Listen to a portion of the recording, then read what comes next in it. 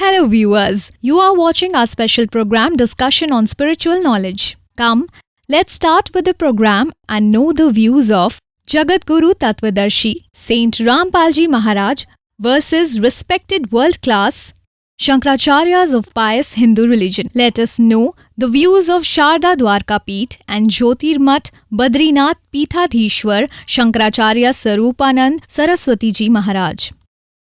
Who spoke the knowledge of Srimad Bhagavad Gita? God Shri Krishna told to Arjun.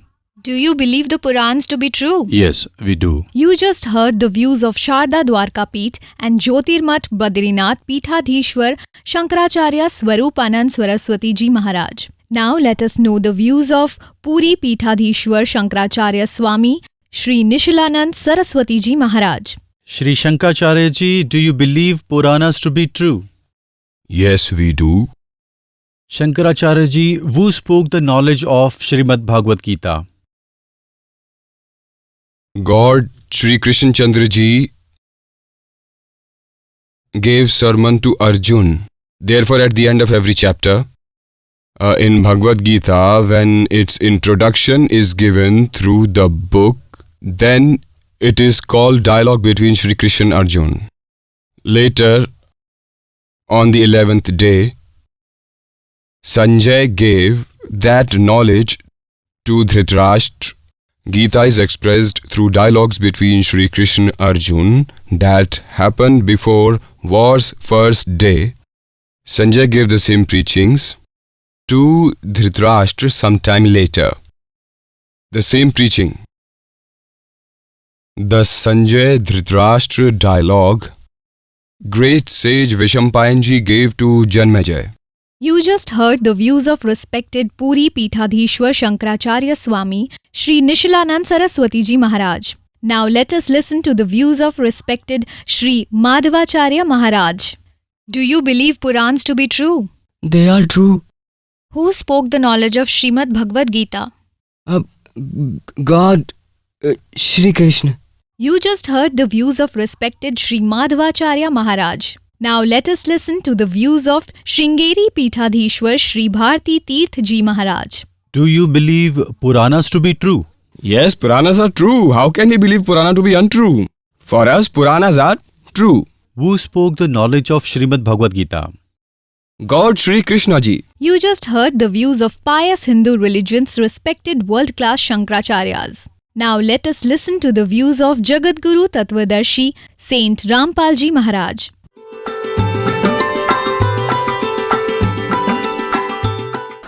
Satgurudev की जय। बंदी छोड़ कबीर परमेश्वर जी की जय। बंदी छोड़ गरीबदास जी महाराज जी की जय। स्वामी राम देवानंद जी गुरु महाराज जी की जय हो। गरीब नमो नमो सतपुरुष को नमस्कार। गुरु की नहीं सुर नर मुनि जन साधुओं संतों सर्वसदी नहीं।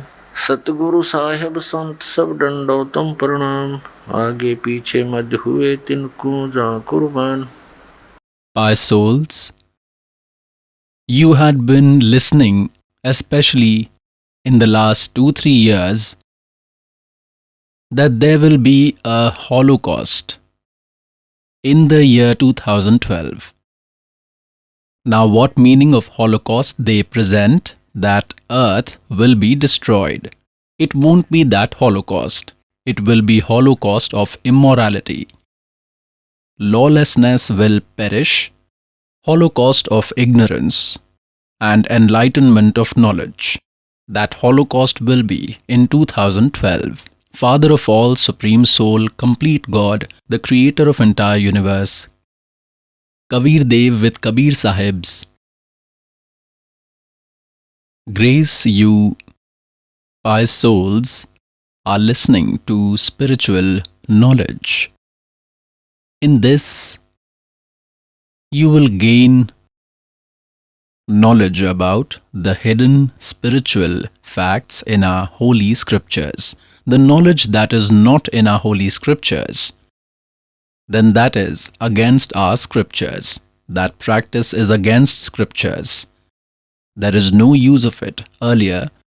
The reason was that our religious leaders did know Sanskrit language.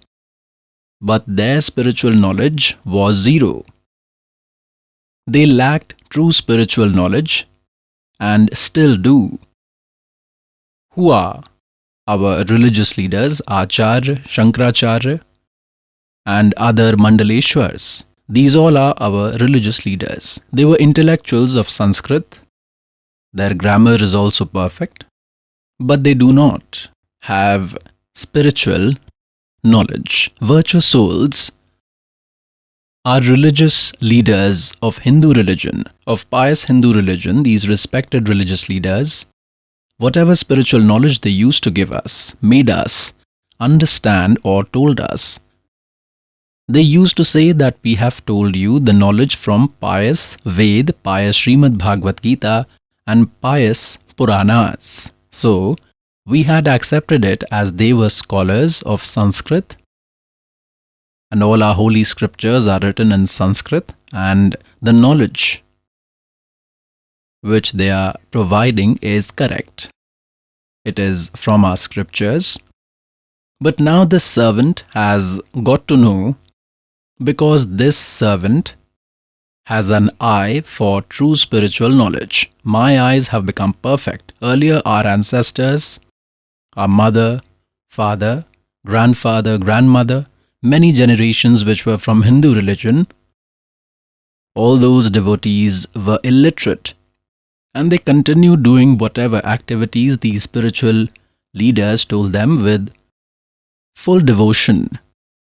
So, pious souls, today God has made us capable to understand these scriptures ourselves. This servant has done a deep analysis of these holy scriptures, has studied them, and what has been found, that all our Hindu religious leaders, sages, great sages, these Mandaleshwars, Mahants, saints, they all were telling folklore, used to tell legends. They do not have scripture-based knowledge. They are providing knowledge opposite to Veda, Gita and Puranas, and are taking names of these scriptures. The teacher, the instructor, who teaches out of the syllabus, provides knowledge apart from curriculum. That teacher is not correct. He is an enemy of those students, virtuous souls, who is called a teacher. A teacher is a master of his job. He is called a teacher.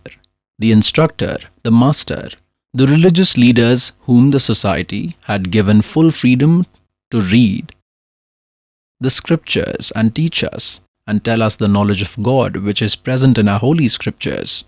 They were made free, and even donations were provided to them for their subsistence. They were free to read these scriptures properly and tell us.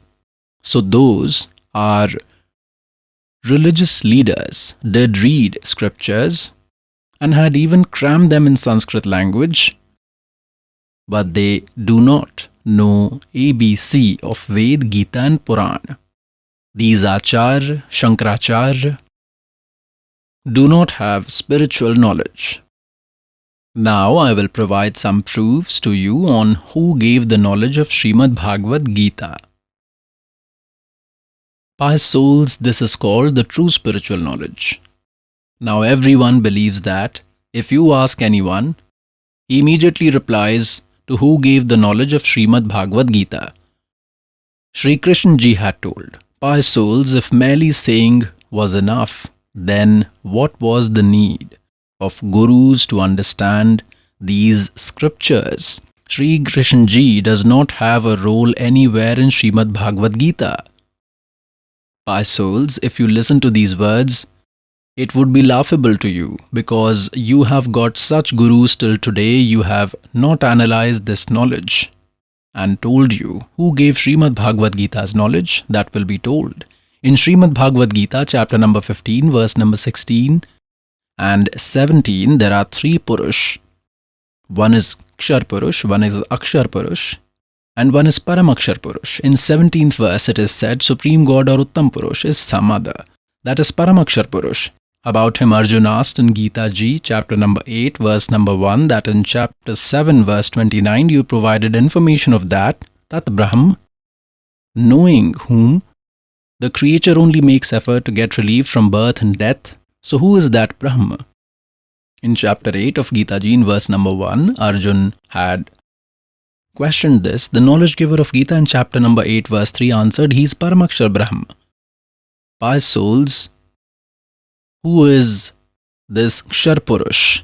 He is Brahma himself, he is Kal, he is narrating the knowledge of Gita, who is Akshar Purush, who is master of 700 quadrillion universe. He has no role here. Therefore, in our spiritual knowledge, on this earth there is role of two Purush, specifically two gods. One is this Kshar Purush, means Brahma, who is providing knowledge of Gita Ji from within the body of Krishna Ji, who gave Gita knowledge. And second is Paramakshar Brahma, who is Uttam Purush Aste Anya, Paramatma Udhar, Yalok Triyam Avishwa Vibharti, Aveshwaray, in Gita Ji chapter number 15, verse number 17. And chapter number 8, verse 3, the knowledge giver of Gita says, he is Paramakshar Purush. This knowledge giver of Gita says in chapter 8, verse 13, Om iti ekaksharam, Brahma vyavaharam, mam anusamran, ye prayati tejam deham, sayati paramam gatim. Om is my Brahma mantra. One who chants this till his last breath and leaves body obtains all benefits, whatever can be obtained from Om mantra. And what is that? That is Brahmalok. Om is the mantra of Brahma and he lives in Brahmalok. So Brahma is attained. In chapter 8, verse 16, it is written, souls in Brahmalok are in birth-death cycle. So this is also not complete salvation because souls in Brahmalok are in recurrence. And the knowledge giver of Gita himself says in chapter 2, verse number 12, chapter 4, verse 5 and 9, chapter 10, verse number 2, that Arjun, you and I have had several births. Therefore, in chapter 18, verse 62, the knowledge giver of Gita says, by all means you go in the refuge of that God. With his grace only you will attain eternal peace and the ultimate abode. In chapter 15, verse 4, it is said that after attaining an enlightened saint, one should search for God's supreme place. Souls do not return to this world after having attained it. And the God who has created all the universes, worship him only. This is what knowledge giver of Gita is saying. With this, it is proved that apart from knowledge giver of Gita, there is some other supreme power. Now, who is giving the knowledge of Srimad Bhagavad Gita? One who is telling that my mantra is Om. Om mantra is of Brahma. And who is this Brahma? He is Kal. He has taken an oath that he will never appear in front of anyone and his deeds and births are supernatural. In Gita chapter number 4, verse number 9, he says, Arjun, my birth and deeds are divine, supernatural. Pious souls, now I will tell you in brief who has spoken Srimad Bhagavad Gita's knowledge. Sri Krishna Ji has no role in the knowledge of Gita Ji. How Sri Krishna Ji was not in favor of the war of Mahabharat. He went as a peace messenger 3 times. He tried to convince Kauravas and Pandavas. At last, he decided that I will be on one side and on the other side will be my army. And I will not raise any weapon. He had taken this vow. Pious souls, the great man who says that I will not even raise a weapon, can he suggest a war? No. Now when he saw who this Kal God, he in Gita Ji chapter 7 verse number 24 and 25 clarifies that I remain hidden with my powers. I never appear in front of anyone. This is my firm, bad, inferior rule. Avaya anutam means bad firm rule. What can be worse? That a father does not appear in front of his sons means there is some fault in him. In this way, he clarifies that I remain hidden with his powers, and to me, the unmanifested, invisible, I remain unmanifested. They are considering me Krishna. These foolish people. I am not Krishna. The knowledge giver of Gita says. Now, how are his births and deeds supernatural? He deceives. To some, he appears in form of Brahma. To some, he appears in form of Vishnu ji. Then followers start glorifying Vishnu ji, that Vishnu ji, you are only God and you have kept yourself hidden. In this way, they have illusion. And how are his deeds supernatural? I will show you some evidence in Holy Scriptures. Once there was a war between deities and demons. And demons won. Deities ran leaving the battlefield. Deities collected somewhere and worshipped Lord Vishnu. And Kal took the form of Vishnu, the father of Brahma, Vishnu, Mahesh, who narrated Gita. He appeared there and said, I know what is in your mind. And you can go now. Raise the son of Shasad, named Puranjay, for war. Stand face to face with the demons and prepare him. I will enter his body and kill the devils. I will show you. Look at this Sri Vishnu Puran. This has been published from Gita Press, Gorakhpur. This is Sri Vishnu Puran with pictures, Hindi translation. Sanskrit is also there. Translator is Munilal Gupt. Publisher and printer is Gita Press, Gorakhpur, Govind Bhavan, Karyalay, Institute of Kolkata, chapter number 2. This is fourth part on 233 page. This is Vishnu Puran. Now I will bring you here to page 233. We will read from here. Aforetime, in Treta era, once a fierce battle was fought between deities and demons, in which deities were defeated by powerful demons, and deities worshipped Lord Vishnu. Then the omnipotent protector of the whole world, Sri Narayan, pleased with deities, said, I know your intention. Whatever you want, I have understood that. Listen this, for the same, the princely sage Shasad's son, named Purunjay, I will myself enter into the body of that superior warrior partly, means for some time, and will completely destroy all those devils. Therefore you prepare Purunjay for killing the demons. Alright. Now what did he do? Deities talked and convinced Purunjay, and demons also stood in front. The skull entered inside Purunjay's body because he is master of 1000 powers, has 1000 arms. Brahma, Vishnu, Mahesh are the masters of 16 powers each. He has more power than them. He destroyed all those demons. Now I will give you a second example.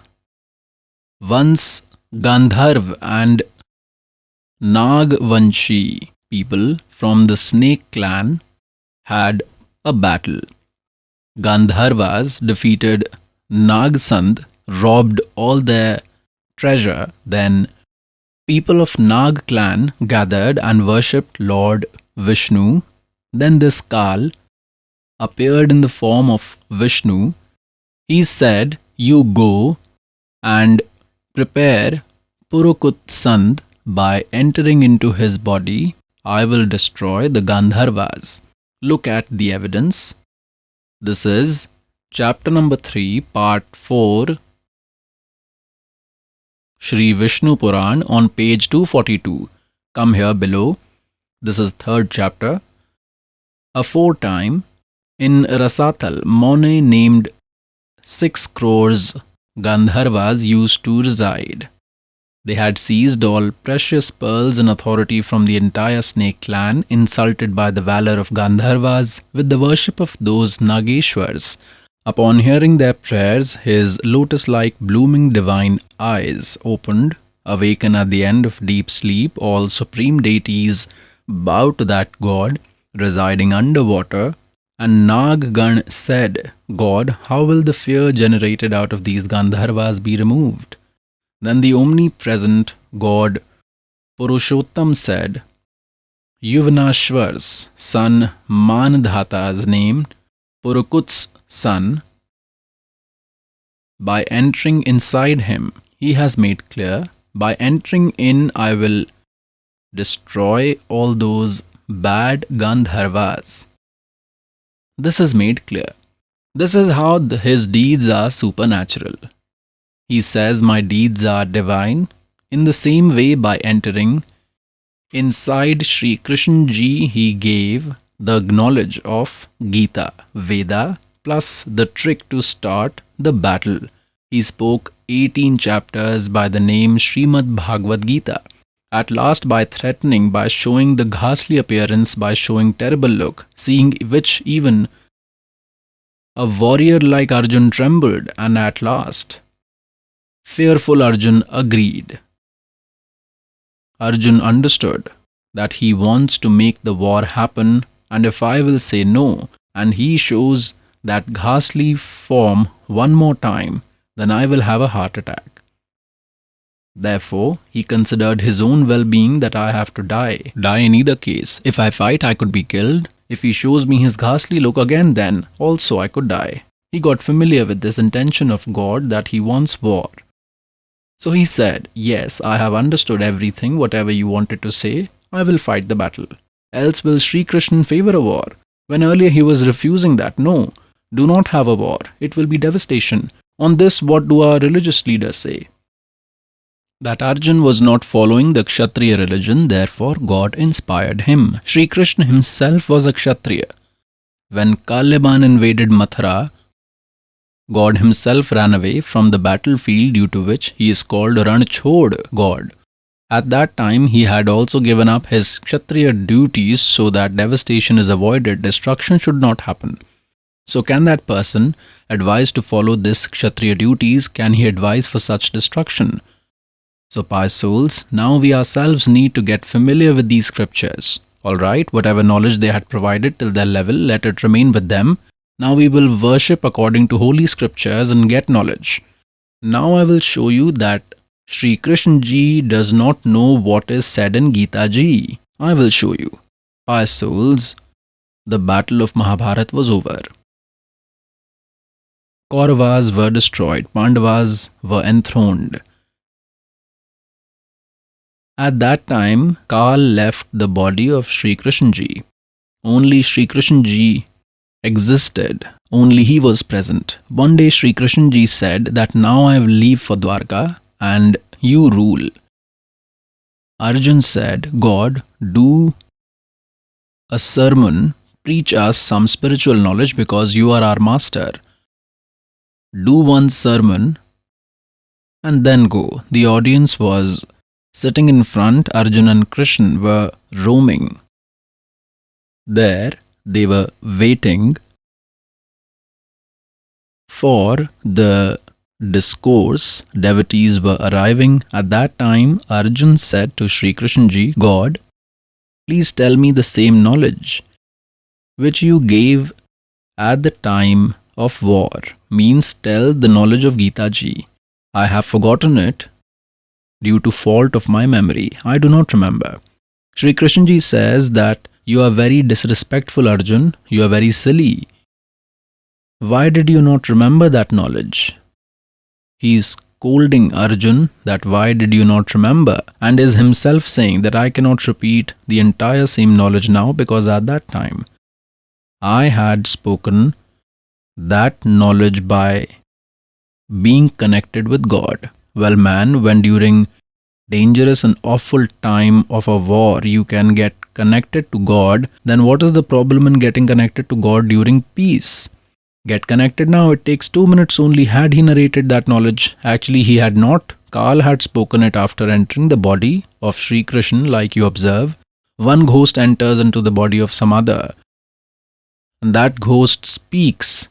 It talks a lot.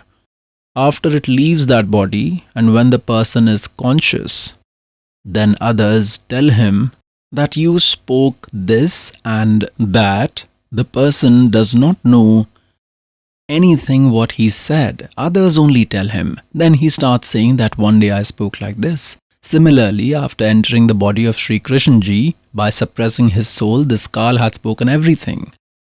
And after he left, it was the original Krishna. And what did he speak? I will show you. Look.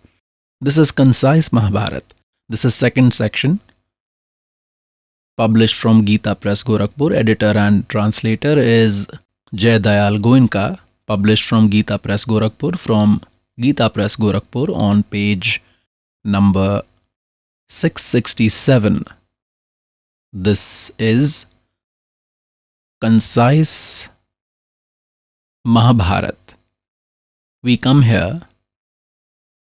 Janmejay asked Brahman, after the destruction of enemies, at that time sage Sri Krishna and Arjun were seated in the house and were conversing. At that time, what discussion happened amongst them? Vaishampayanji said, King, along with Sri Krishna, when Arjun had got complete authority of the state, then they started living in the divine palace happily.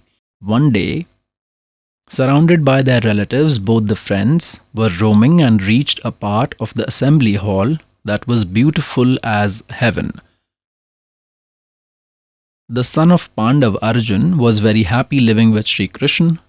Looking at that delightful audience, he said to God, Devaki Nandan, at the time of the war, I gained knowledge about your greatness and had your divine appearance. But Keshav, out of the affection, the knowledge which you have provided earlier, all that I have forgotten it due to the fault of memory. My mind becomes anxious again and again to listen that subject, that is Srimad Bhagavad Gita's knowledge. You will go to Dwarka soon, therefore tell me all that knowledge again.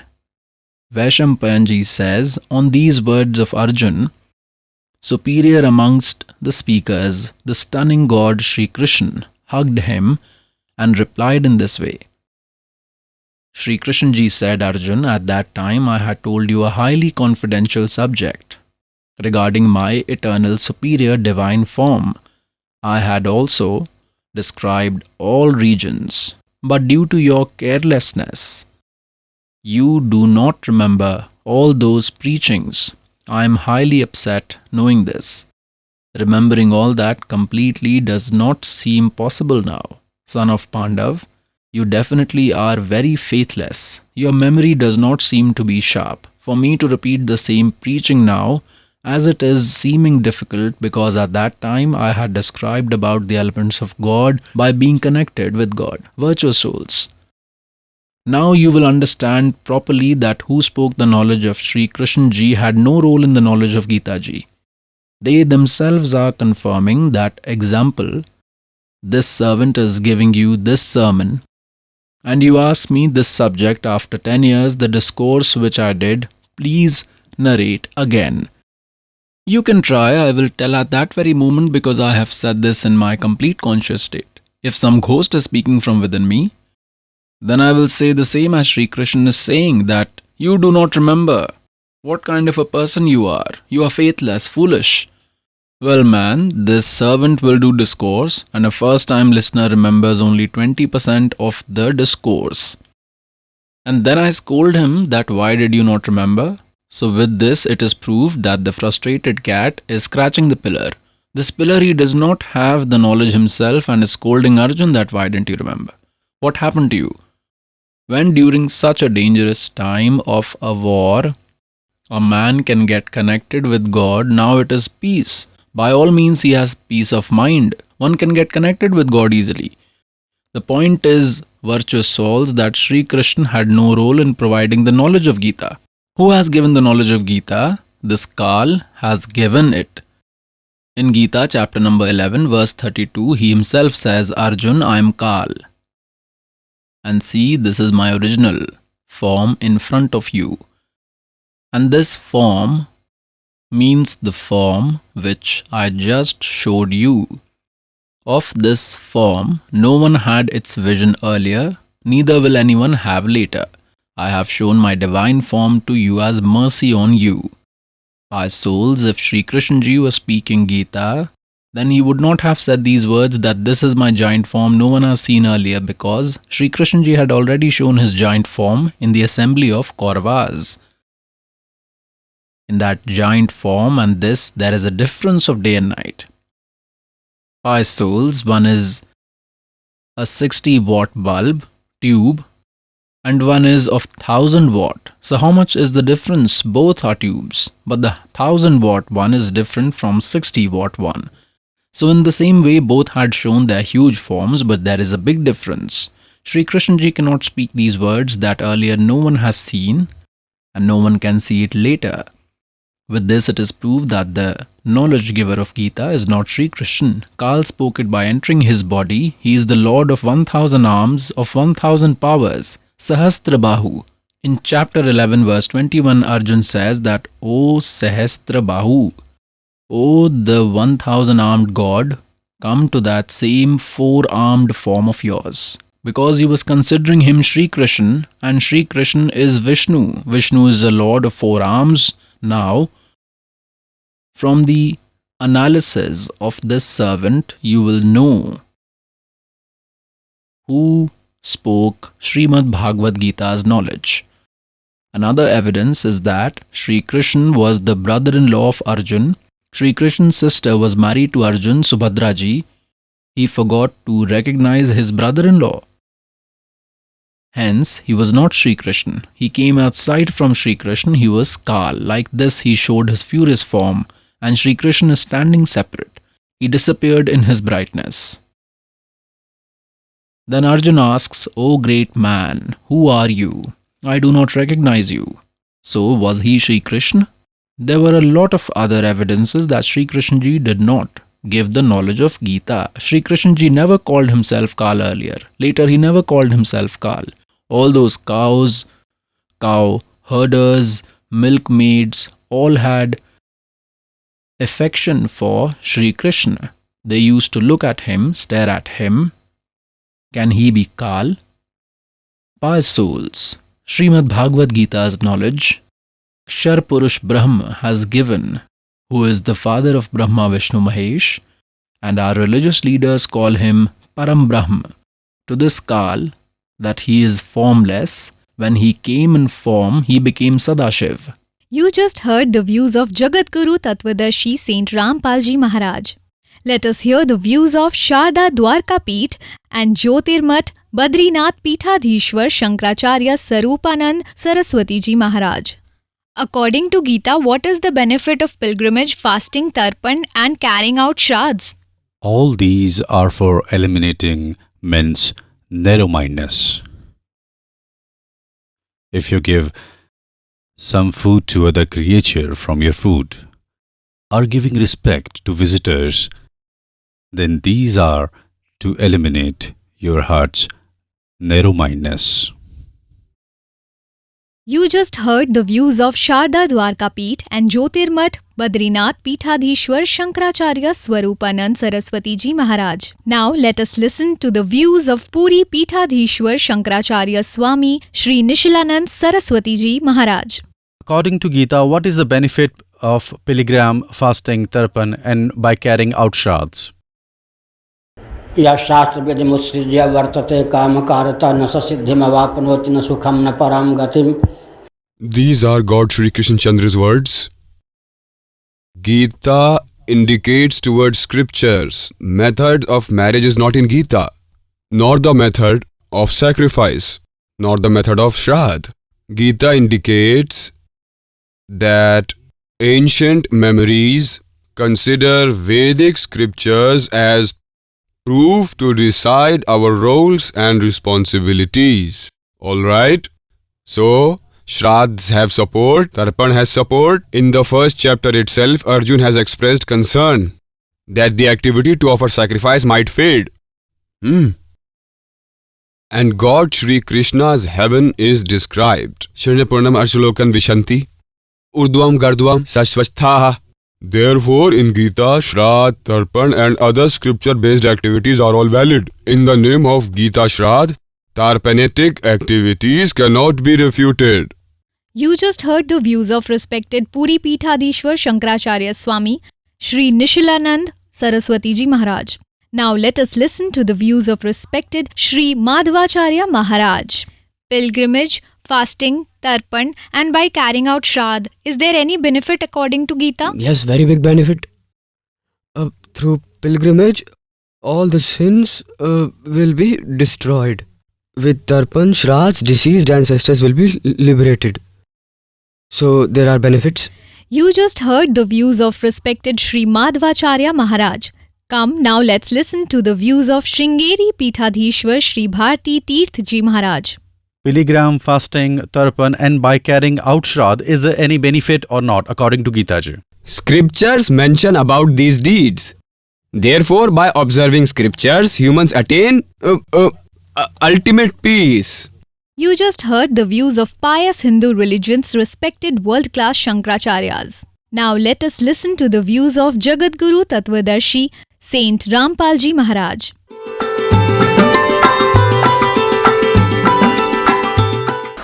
Satgurudev की जय। बंदी छोड़ कबीर परमेश्वर जी की जय। बंदी छोड़ गरीबदास जी महाराज जी की जय। स्वामी राम देवानंद जी गुरु महाराज जी की जय हो। गरीब नमो नमो सतपुरुष को नमस्कार। गुरु की नहीं सुर नर मुनि जन साधुओं संतों सर्वसदी नहीं। सतगुरु साहेब संत सब दंडोतम प्रणाम। आगे पीछे मध्य हुए तिनको जा कुर्बान। Pious souls, they carry out Shraddhs.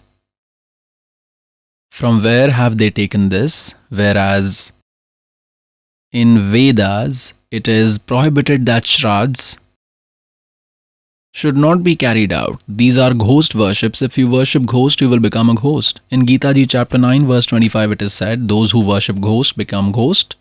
Worship of ancestors will become pitras. Those who worship deities will go to deities and become their servant. And if you worship me, you will attain me. In Gita Ji, all of this has been refused. Worshipping ancestors, ghost worship, observing 13th day of death, picking up body bones and pouring in river Ganga. All these are not correct practices. These practices are against Vedas. These should not be done. And these are religious leaders. Keep us engaged in them. Pious souls, today, God has made us capable to understand these scriptures ourselves. This servant has done a deep analysis of these holy scriptures, has studied them, and what has been found in them, that all our Hindu religious leaders, sages, great sages, these Mandaleshwars, Mahants, saints, they all were telling folklore, used to tell legends. They do not have scripture-based knowledge. They are providing knowledge opposite to Ved, Gita and Puranas and are taking names of these scriptures. The teacher, the instructor, who teaches out of the syllabus, provides knowledge apart from curriculum. That teacher is not correct. He is the enemy of those students. And this has been the reason, virtuous souls, by abandoning scripture-based worship and by arbitrary worship, our religious leaders have made all our ancestors ghosts. They have put them in 84 lakh life forms, and then they tell procedures for them, carry out shraddhs, offer pind, do these activities which are against Gita Ji. Srimad Bhagavad Gita, chapter number 9, verse number 25, it is said, those who worship ghosts will be obtained to ghosts, carrying out shraddhs, offering pind, observing 13th day of death, and pouring bones for salvation, etc. are all ghost worship. Those who will do this will become ghosts. Those who worship deities will be obtained to deities. Those who worship ancestors will become pitras, and the knowledge giver of Gita says, who worships me will attain me. We stopped worshipping God and started worshipping ghosts, carrying out shraddhs, etc. By abandoning scripture-based worship, we kept doing arbitrary worship and kept on suffering. This was wrong practice. What does God say? That Pretshila पर जा विराजे फिर पितरों पिंड भराई बहुर श्राद्ध खान को आए, ये काग भय कली माही. God says, they are seated as ghosts. They have become ghosts by doing worship wrong, and then they offer pin to Pitras. Bahur Shraddh Khan ko aaye, ye kaag bhai kalmahi. By souls they carry out shraddhs. From where have they taken this? Whereas in Ved, this is prohibited, that shraddhs should not be carried. This is worship of ghost. If you worship ghost, you will become ghost. In Gita Ji chapter 9 verse 25 it is said, those who worship ghost will be obtained to ghost. Worshippers of ancestors will become pitras. Those who worship deities will go to deities and become their servant. And if you worship me, you will attain me. In Gita Ji, all this has been refused. Worshipping ancestors, ghosts, observing 13th day of death, picking up bones and pouring them in Ganga for salvation, all these are against our holy scriptures. These practices are against Vedas. These should not be done. And these our religious leaders keep us engaged in them, that carry out Shraddh, 13th day, by souls. God says, रे भोड़ी सी दुनिया सत्य गुरु बिन कैसे सरिया. रे भोड़ी सी दुनिया सत्य गुरु बिन कैसे सरिया. अपने लला के बाल उतरवावे देख के चीना लग जइया. an old woman will take her grandson or granddaughter where? To Gurgaon, at their respected place, wherever that is. A barber is seated there. Ignorant religious leaders have given us an advice that birth hairs of the child should be shaved to the goddess at your respected place. Now the old woman takes her grandchildren along with her daughter-in-law, and there the barber is seated. The old woman says to him that, Barber, cut my grandson's hair. If outside the barber cuts for ₹5, then at that place he will charge ₹10 double, because he knows there is no apart from him to cut. He will charge double, and then the old woman will say, cut quickly, and will say, Barber, be careful, my grandson's head is very delicate. The scissor should not hurt him. Cut slowly, brother. God says she gets her grandson's hair cut, and she worries so much that the scissor might not hurt. And then you slaughter a baby goat. What an innocent world. He was also someone's child whom you are sacrificing, but so much care for your child that even the scissor should not touch. God says, like you feel pain for yourself, consider the same for others. And what will the old woman do with those hair?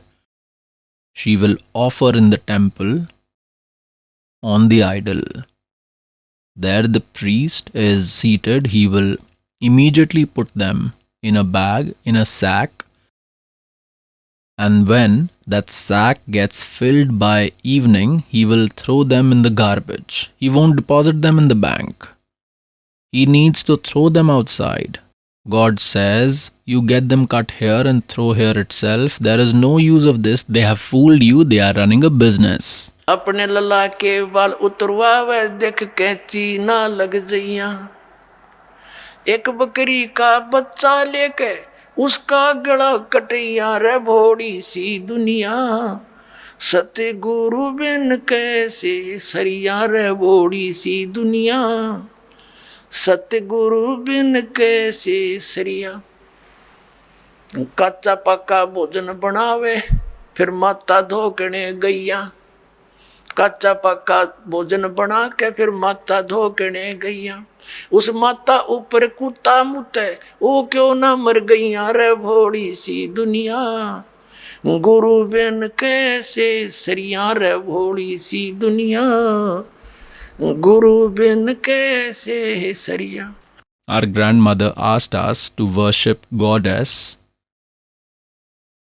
To our aunt's mother, she would say, prepare thick fat jaggery bread. If there is delay, then she says, keep it half cooked, then new dogs will eat it. Or is there some goddess to eat them? There is a goddess of 2.5 feet height. They had made a small platform.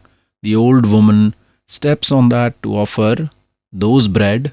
Before she comes down, 3-4 dogs would climb on that. First, they will eat the food of that grandmother, and while leaving, they will urinate on that idol. God says if that goddess, whom you went to offer for protection, worshipped her so that she provides some protection to us, on her head dogs urinate. So how can she provide protection to you, old woman? Now what does God tells? आपे लिपे आपे पोते और आपे बनावे ओई और उस पे बुढ़िया फिर पोते मांगे। देख अकल कहाँ से खोई। We saw one holy goddess being worshipped. They used to make one woman's picture on the wall. They themselves used to make it, and by lighting a lamp in front of it, they would say, "O holy goddess, provide a son to daughter-in-law. I worship you to keep protecting my family." God says, themselves they have made. आपे लिपे आपे पोते आपे बनावे ओई और उस पे बुढ़िया पोते मांगे। देख अकल कड़े तक खोई। इस तरह के जो भैया। What God makes us remember is that जाटी पूजे पीपल पूजे और सिर तुलसा के हो और दूध पूत में खैर रखिए न्यो पूजो हो तो they worship roots, pour water into people tree, and then they worship Tulsi goddess. Why do we worship? So that they provide protection to our family. See our wisdom. This was our religious leaders' guidelines to us. By abandoning scripture-based worship and following arbitrary worship, they have made all ghosts. Then what does God tell? जीवित बाप के लट्ठम लट्ठा और मुए गंग पुचैया और जब आवे आसुज का महीना और वो कौवा बाप बनैया रे बोड़ी सी दुनिया सतगुरु बिन कैसे सरिया। When the father is alive, they have strained relations, useless souls, and after his death, they will try for his salvation. Look, pious souls, from where our religious leaders start his salvation after the death. First, they will say, pick up his bones and pour in river Ganga. He will have salvation. Well, what do? One man had not taken initiation. His wife had taken initiation. But he did not stop his wife. He was familiar with the knowledge, but there was a hurdle in front of him that when my father will die, and if I do not pour his bones in river Ganga, then my soul will not be at peace. So I will not take initiation. One day she was telling his wife that my elder father-in-law died, means his uncle, and they took his bones to shore of river Ganga.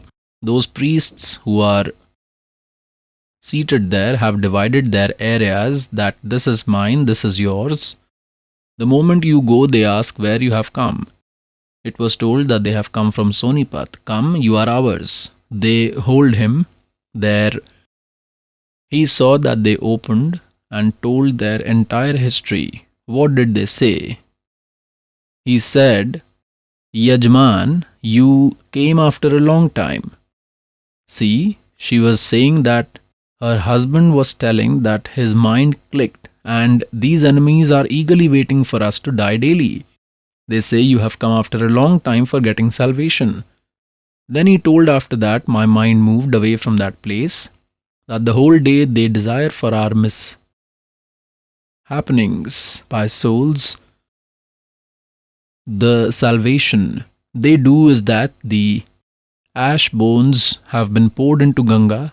Salvation happened. Then they say observe 13th day. Why 13th? For salvation. Alright, that is also done. Then they say carry out his Shraddhs. Earlier every month it is done. Then in the 6th month they make big arrangements. And after 1 year it gets completed.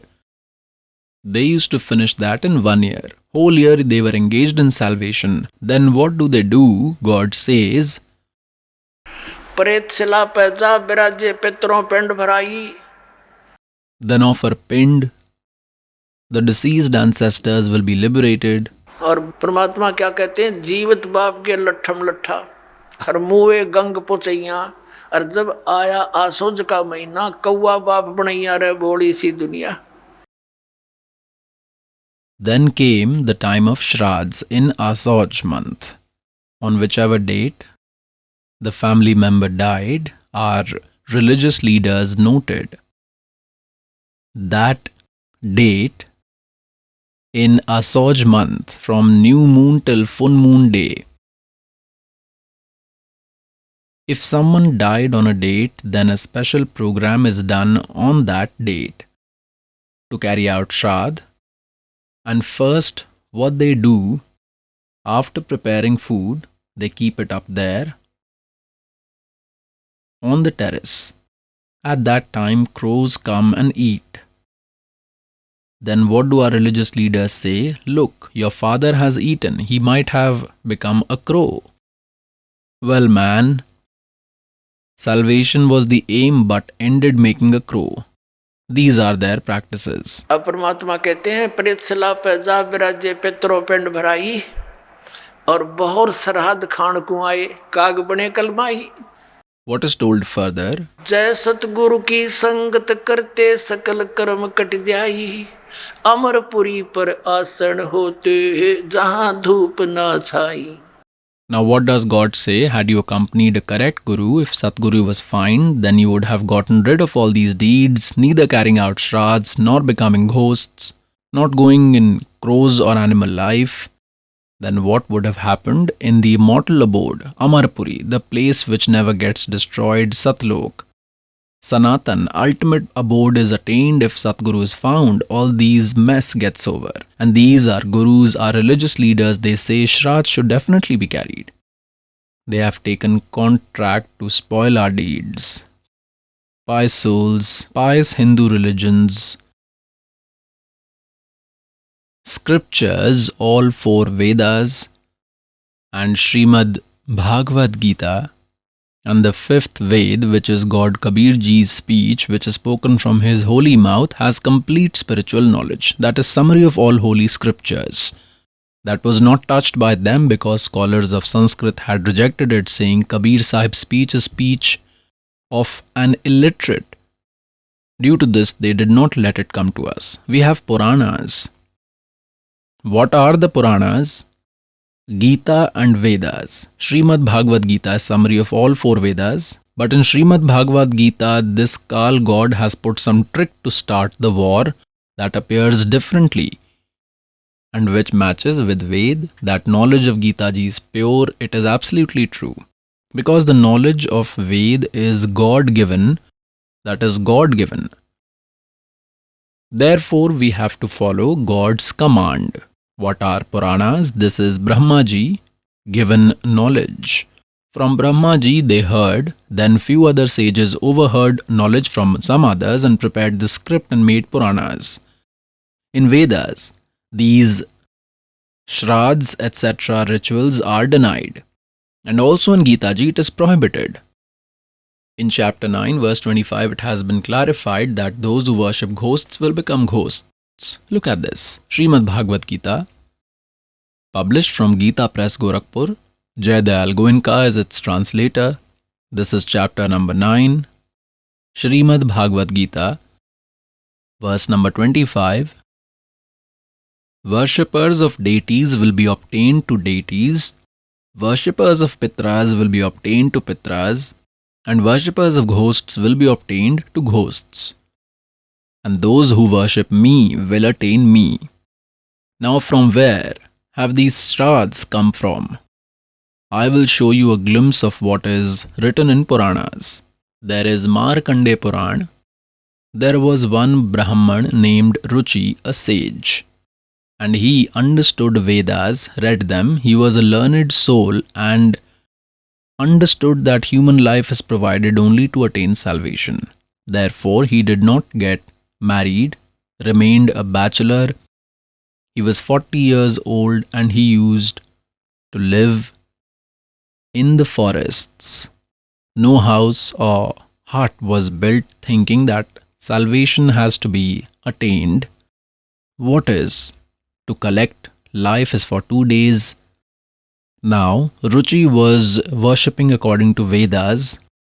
His father, grandfather, great grandfather, and fourth grandfather had died and had become ghosts. They were also sages, Brahman.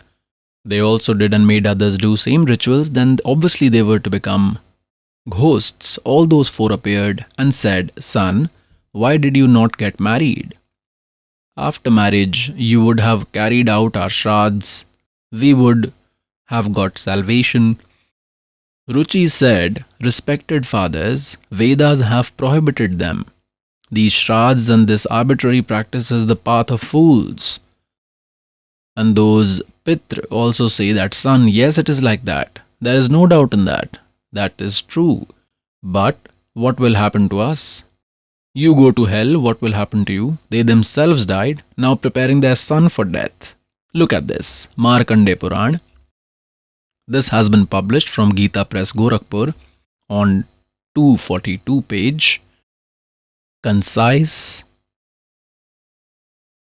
Markandeya Puran. Genesis of Ruchi sage. Markandeya ji says, Brahman, aforetime master of people Ruchi, devoid of affection and arrogance, used to live on the earth. He was not afraid of anyone. He used to sleep very less. Neither he had established fire, nor he had built a house for himself. He used to eat food once, and used to live without home. Seeing him devoid of all indulgences and living in a saint form, his Pitra said to him, "Look, these four came.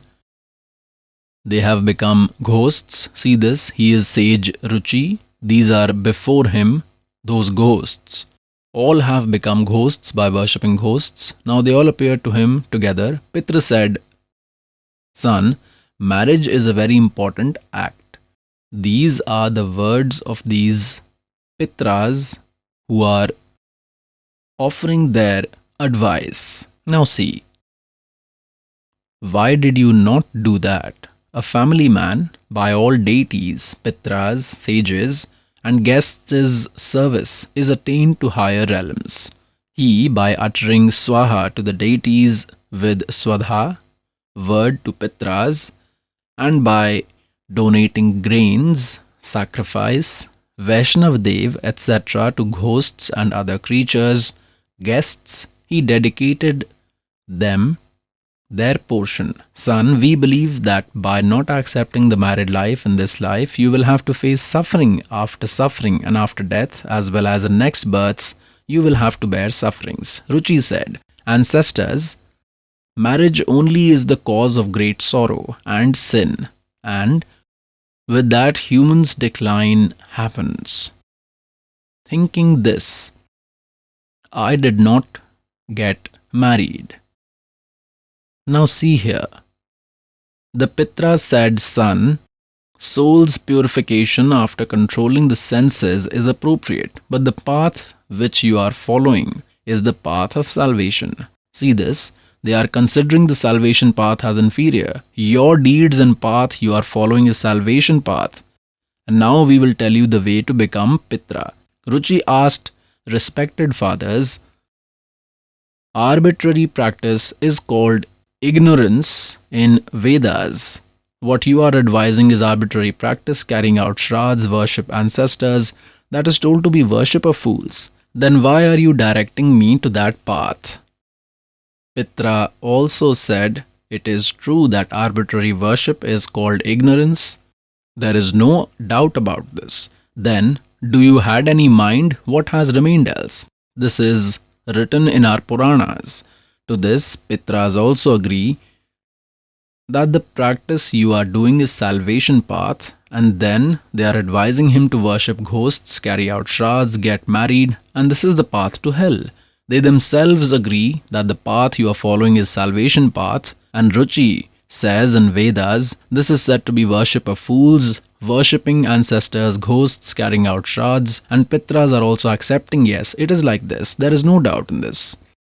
Then this wrong advice, nuisance, do this, Pitra will do like this, Pitra can provide son, they can give us a thing, they themselves are starving, they have made us fools. I will show you glimpse in this Markandeya Puran, from where have they taken the concept of Shraddh. There was one woman named Mandal Sant. She gave education to her son, and they are taking. See, I am telling you this from Markandeya Puran. From page 81, we will take some. Mandalsa said, Maharaj, this Mandalsa is providing knowledge on page 82, concise. Markandeya Puran. See here. Now what advice is she providing? That the Pitra who are in deity region and in Triyag life form, they have become animals or birds, and those who are in human birth are in ghost form. They have become ghosts. They may be virtuous souls or sinful souls. When are perplexed by hunger and thirst, then the human via his deeds satisfies them by offering pind and water. In this way, to deities and guests, he keeps them satisfied. Deities, humans, pitra ghosts, phantom guhak, birds, worms and insects, etc. also maintain their sustenance from humans. Now what is she telling?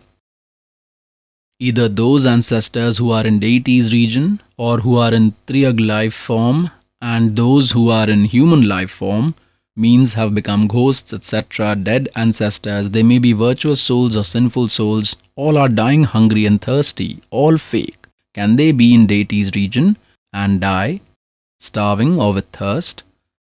Now what they tell next, look at this concise Markandeya Puran on 92 page.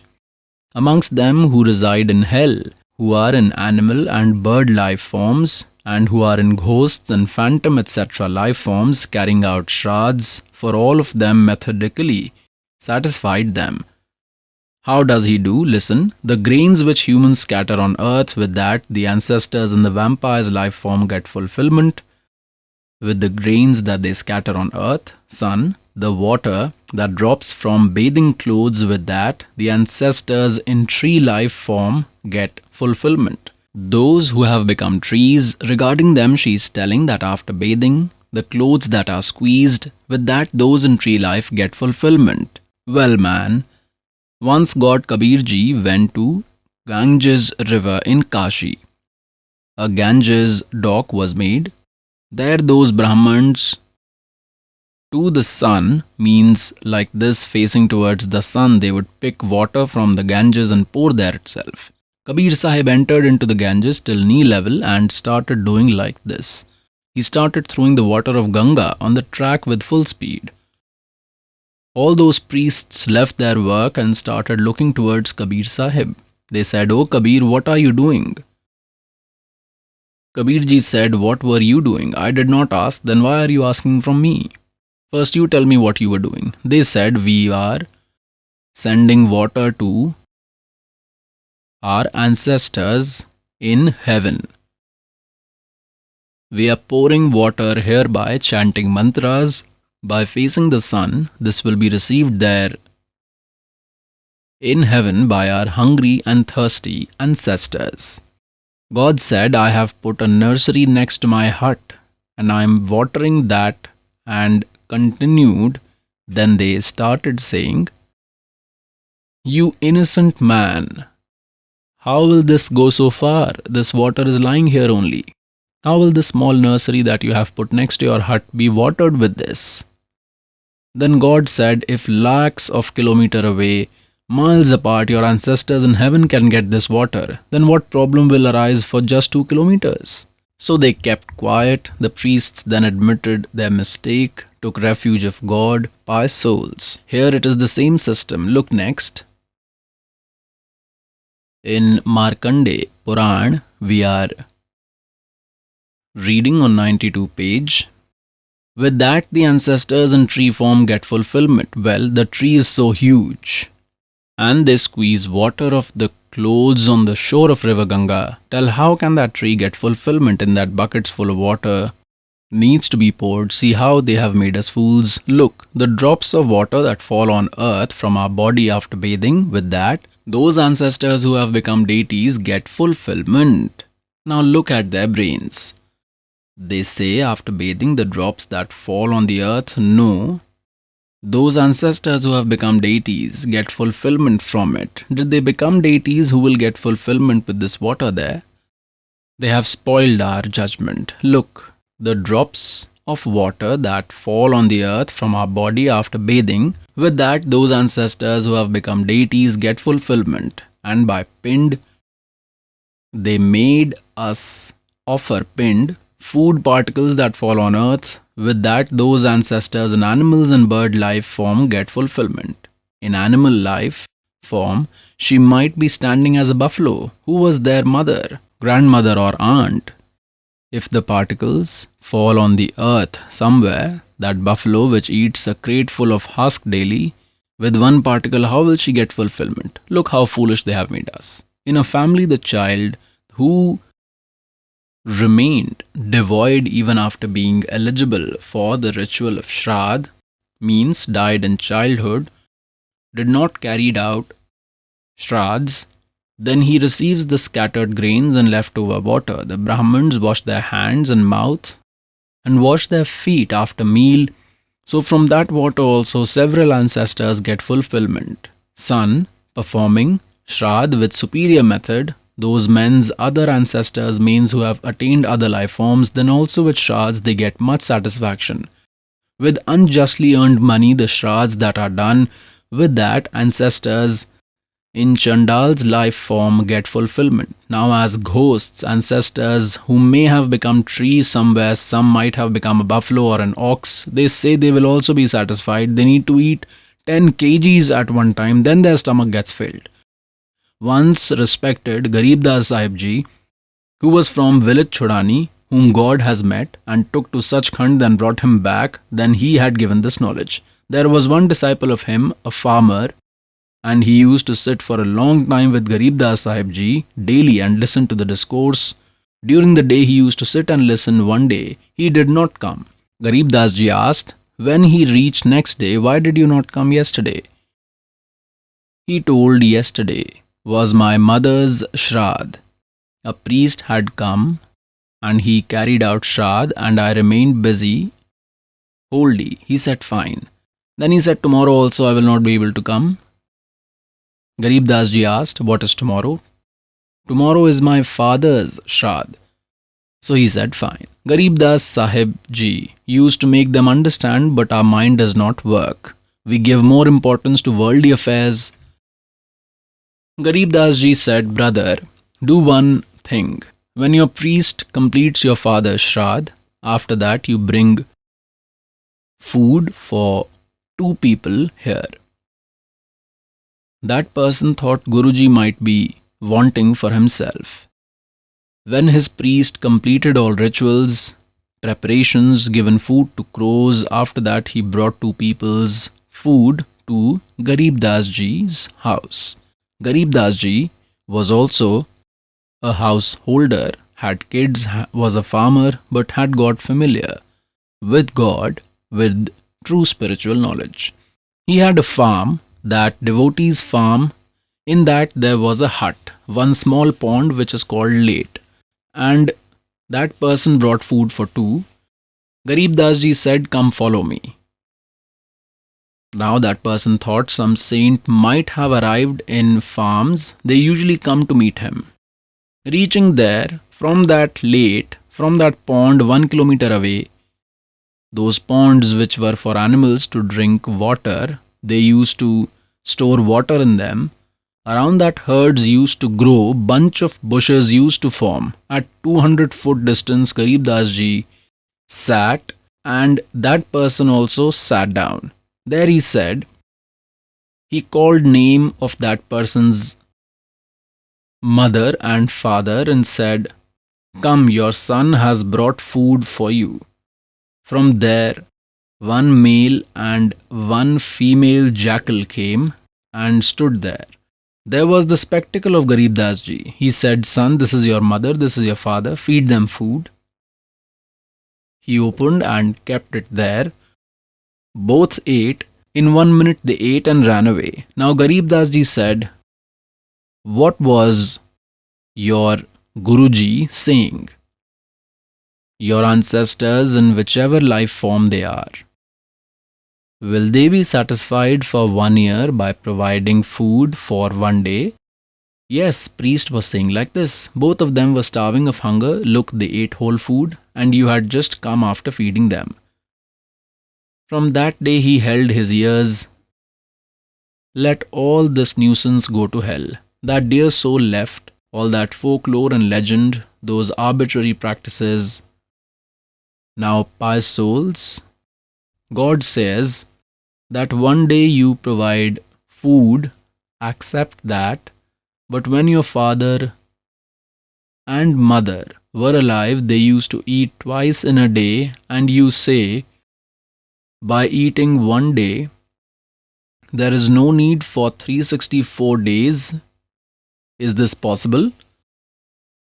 1 day you fed them for 364 days, what will they eat? Assume your father has become a crow. Then feed him every day 2 breads and throw up every day so that his stomach remains filled. There is no use of doing this drama for 1 day. The point is that they have become what they were to become. Virtuous souls, now when we will do true worship, doing this practice, your ancestors, ghosts, phantoms, etc., in whichever life forms they are, they will also get salvation with your worship. You continue doing your worship, and when the time will come, all your ancestors will also be liberated with this worship.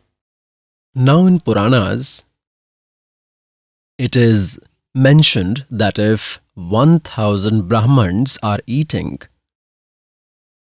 during Shraddhs of Pitras, ancestors, what they told us is that for Pitras you should feed Brahmans in odd numbers, means in 1, 3, 5, 7. For rest, it should be in even numbers. They should dine in these numbers.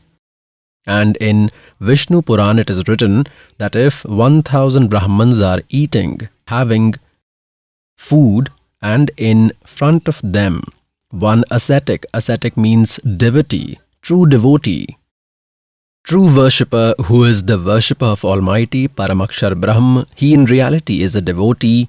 He is an ascetic. Yogi does not mean that he can shake stomach's water and is doing exercise. No, this is not yogi. Consider this a natural path. He is a hermit. Yogi's meaning is a devotee, one who is making efforts to meet with God. He is an ascetic. He is a devotee, means true worshipper. Look at this, Sri Vishnu Puran. Its translator is Munilal Gupt. This has been published by Gita Press, Gorakhpur. This is chapter number 16. Third part on page number 213. Here it is written, O king, the man who performs Shraddh, the world gods, ancestors, and family members all remain satisfied. O king, the foundation of forefathers is the moon, and moon's base is yog, devotion. Therefore, it is superior to appoint an ascetic in Shraddh, means a true worshipper. O king, one who eats food during Shraddh, if in front of 1000 Brahmans there is just one true worshipper, then he, along with the hosts, redeems everyone, means of the Brahmans and of the host as well. He absolves all, not just the ancestors. Pious souls, you all are true worshippers here, and the devotee who donates here, he is feeding you then your ancestors will be liberated. Believe this truth. This is such an amazing path. They have not accepted the truth, they have accepted the false. Virtuous souls, in Ruchi sage's story, you have seen in Markandeya Puran that in Vedas, these arbitrary practices are called ignorance, and the ancestors also agreed because they were also Brahmins, sages, and now they say it will be our misery if you will not carry out shraddhs. Like one devotee said, if our father appears and if he says, son, do our shraddhs, so why will he not do it? It has to be carried out. What stupid argument? Pious souls, there is a procedure for that. Like someone's son falls into the well. He is shouting, drown, drowned. What is its solution? Shall we drown along with him? Dive in, shall jump. He would also die along. There is a method to save him as well. First tie a strong rope up, then throw it down, hold that and go and bring him out. If these ancestors are seen, then do not drown along with him. Do not carry his shraddhs. That would be like jumping into the well and dying along. For that, this is the rope which the servant is providing to you. Do this true worship, do donation, and everyone's reformation of these ancestors will automatically happen. This you have read also, because these devotees are true worshippers. Here lakhs of true worshippers eat within 1 month, and for feeding only one, they are advising so much benefit. This true spiritual knowledge and worship based on scriptures, with this your as well as your ancestors' well-being will be done. Like you just heard that in Ved as arbitrary practice is told to be worship of fools. This is absolutely correct. What are Vedas? They are divine's laws. These are the order of God, and what is written in our Puranas is by our ancestors or of Brahmaji or likes, who was Mandalsa, tell her words are accepted to be correct and all started doing like this, or of some other sage told it. This is their order. We do not have to follow that. Once a man had friendship with a police officer, SHO. That man's neighbor used to trouble him a lot. He told this to his friend SHO, that brother, my neighbor is adjacent house, gives me a lot of trouble. I told him everything, asked others to talk, but he's not listening. What to do? The SHO said, hit him with a stick. I will deal with it myself. Obeying the order of the SHO friend, thinking my friend will manage, that man fought with his neighbor. He fought, hit him on his head with a stick. His neighbor died. That SHO was the officer of that region. He arrested his friend and put him into the prison. That man received a death sentence. It was the rule of the king that if anyone will kill someone, then he will receive a death sentence. That man violated the constitution by obeying the order of his SHO friend, with which broke the law of the king, and he got the punishment. In the same way, consider the order that is written in Puranas to be of the SHO, and consider Vedas to the law of God. If God's constitution is broken on those SHO's words, Puranas, or by these fake religious leaders' words, from these who make us worship against the scriptures by the order of these saints, priests, if we do these activities, then we will be penalized, we will become hosts, and will get punishment of death. Such a mistake we will not do, should not do.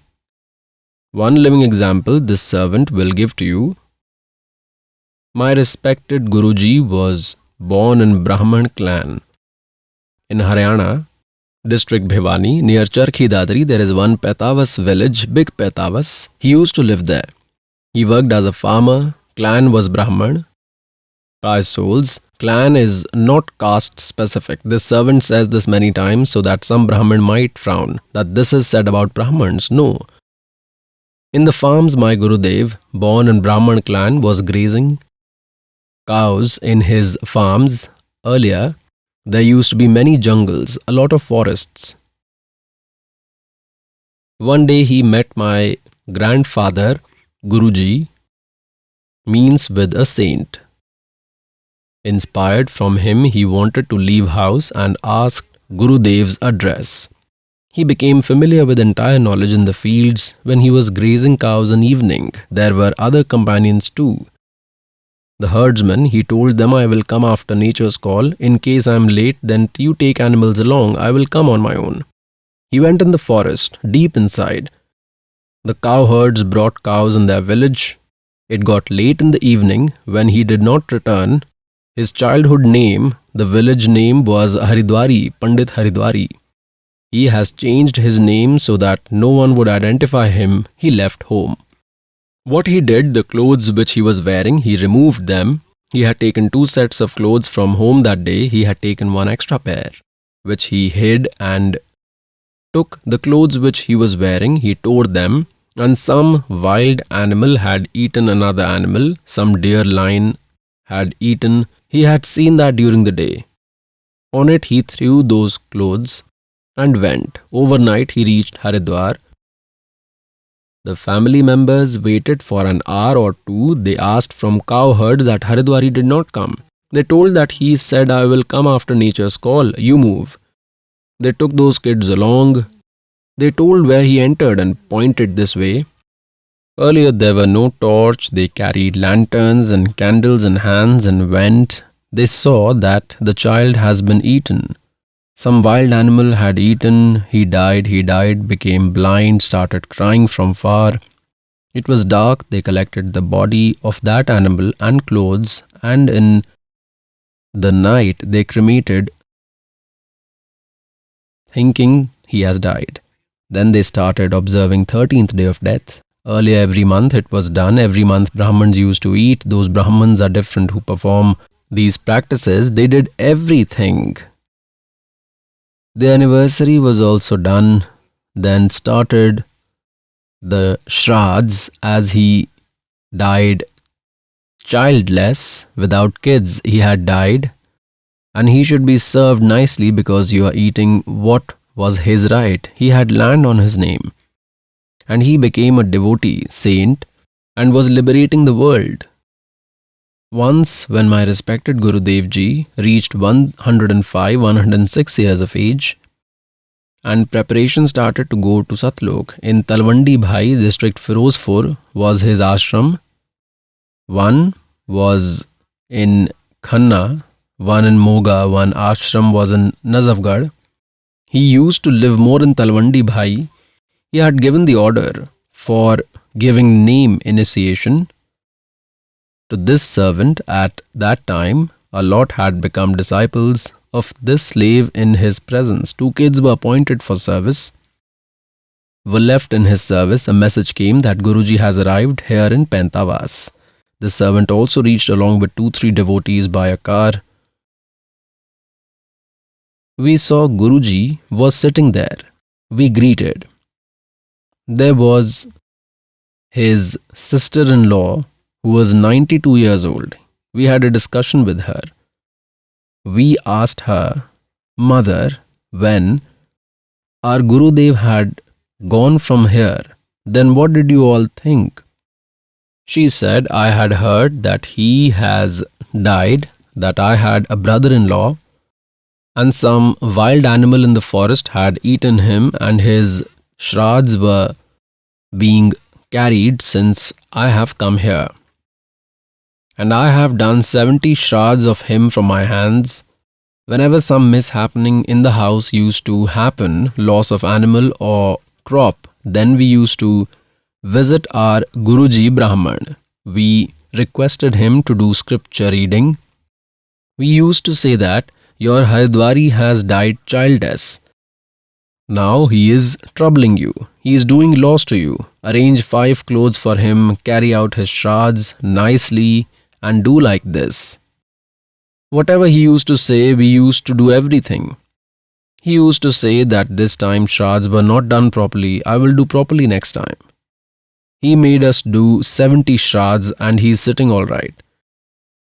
I said, Mother, in Gita Ji, this is prohibited. In chapter 9, verse 25 says, those who worship ghosts become ghosts. Those who worship Pitras become Pitras. This worship should not be done. This is a living example in front of you. They were making you a fool. Was there any truth in their saying? Leave this now. She said, no, this is done since long. This cannot be left. One is destined to hell if now also this cannot be left. This is a limit. She is seeing it herself and saying, I have carried 70 Shraddhs of him, offered Pind as well. They said he has become Pitra now. He said, not Pitra. He has become a great man to provide salvation to all. Millions have been liberated and you carry his Shraddhs by listening to these fools. Pious souls, how have these pilgrims formed? What knowledge is provided by Shankracharyas? I will show you its glimpse. This book is Himalaya Tirath. J.P. Namburi is its writer. Himalaya Tirath, J.P. Namburi, Deputy Chief Executive Officer, Sri Badrinath Kedarnath Temple Committee. This has been published from Kolkata. First edition. The publisher is Ranju Chakrabarti. 76A by 1, Bama Charan Rai Road, Kolkata. The printer is Giri Print Service, Kolkata.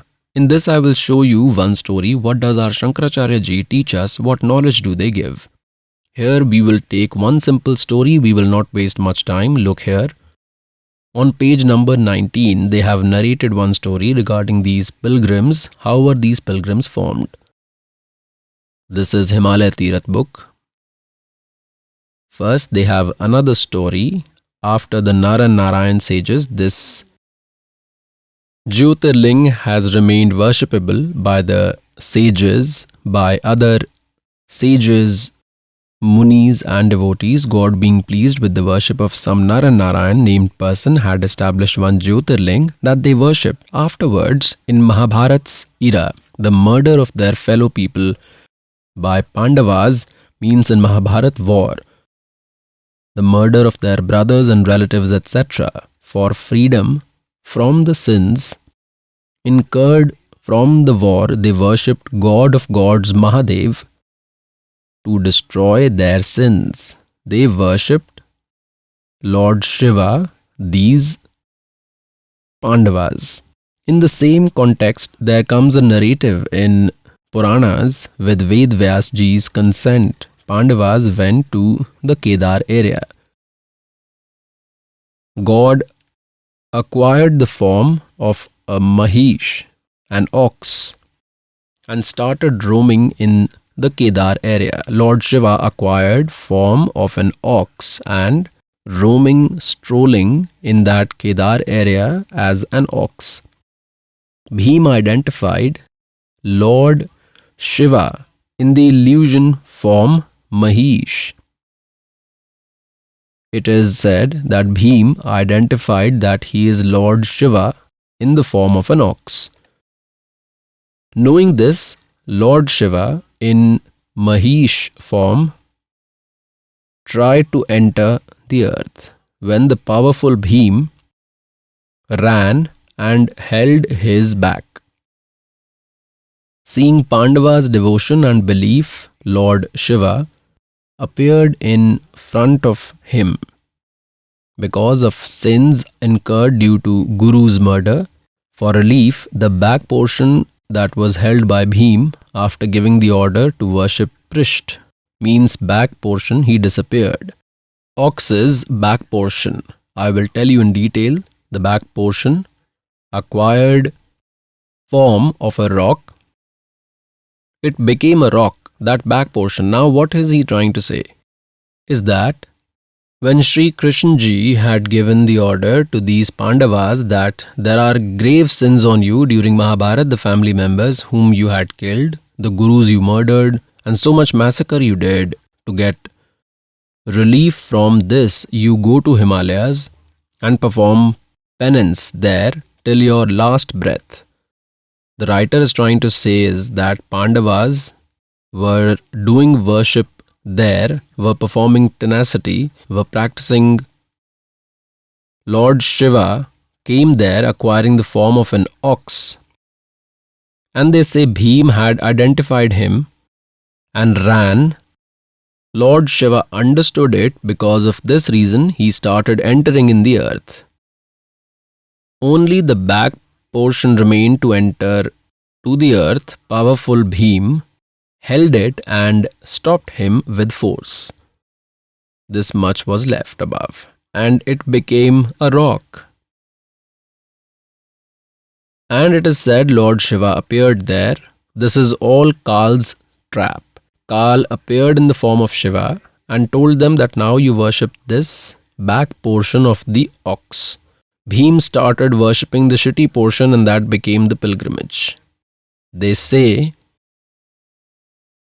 now you worship this shitty portion that became our pilgrimage. Look, read again. Now you will understand. With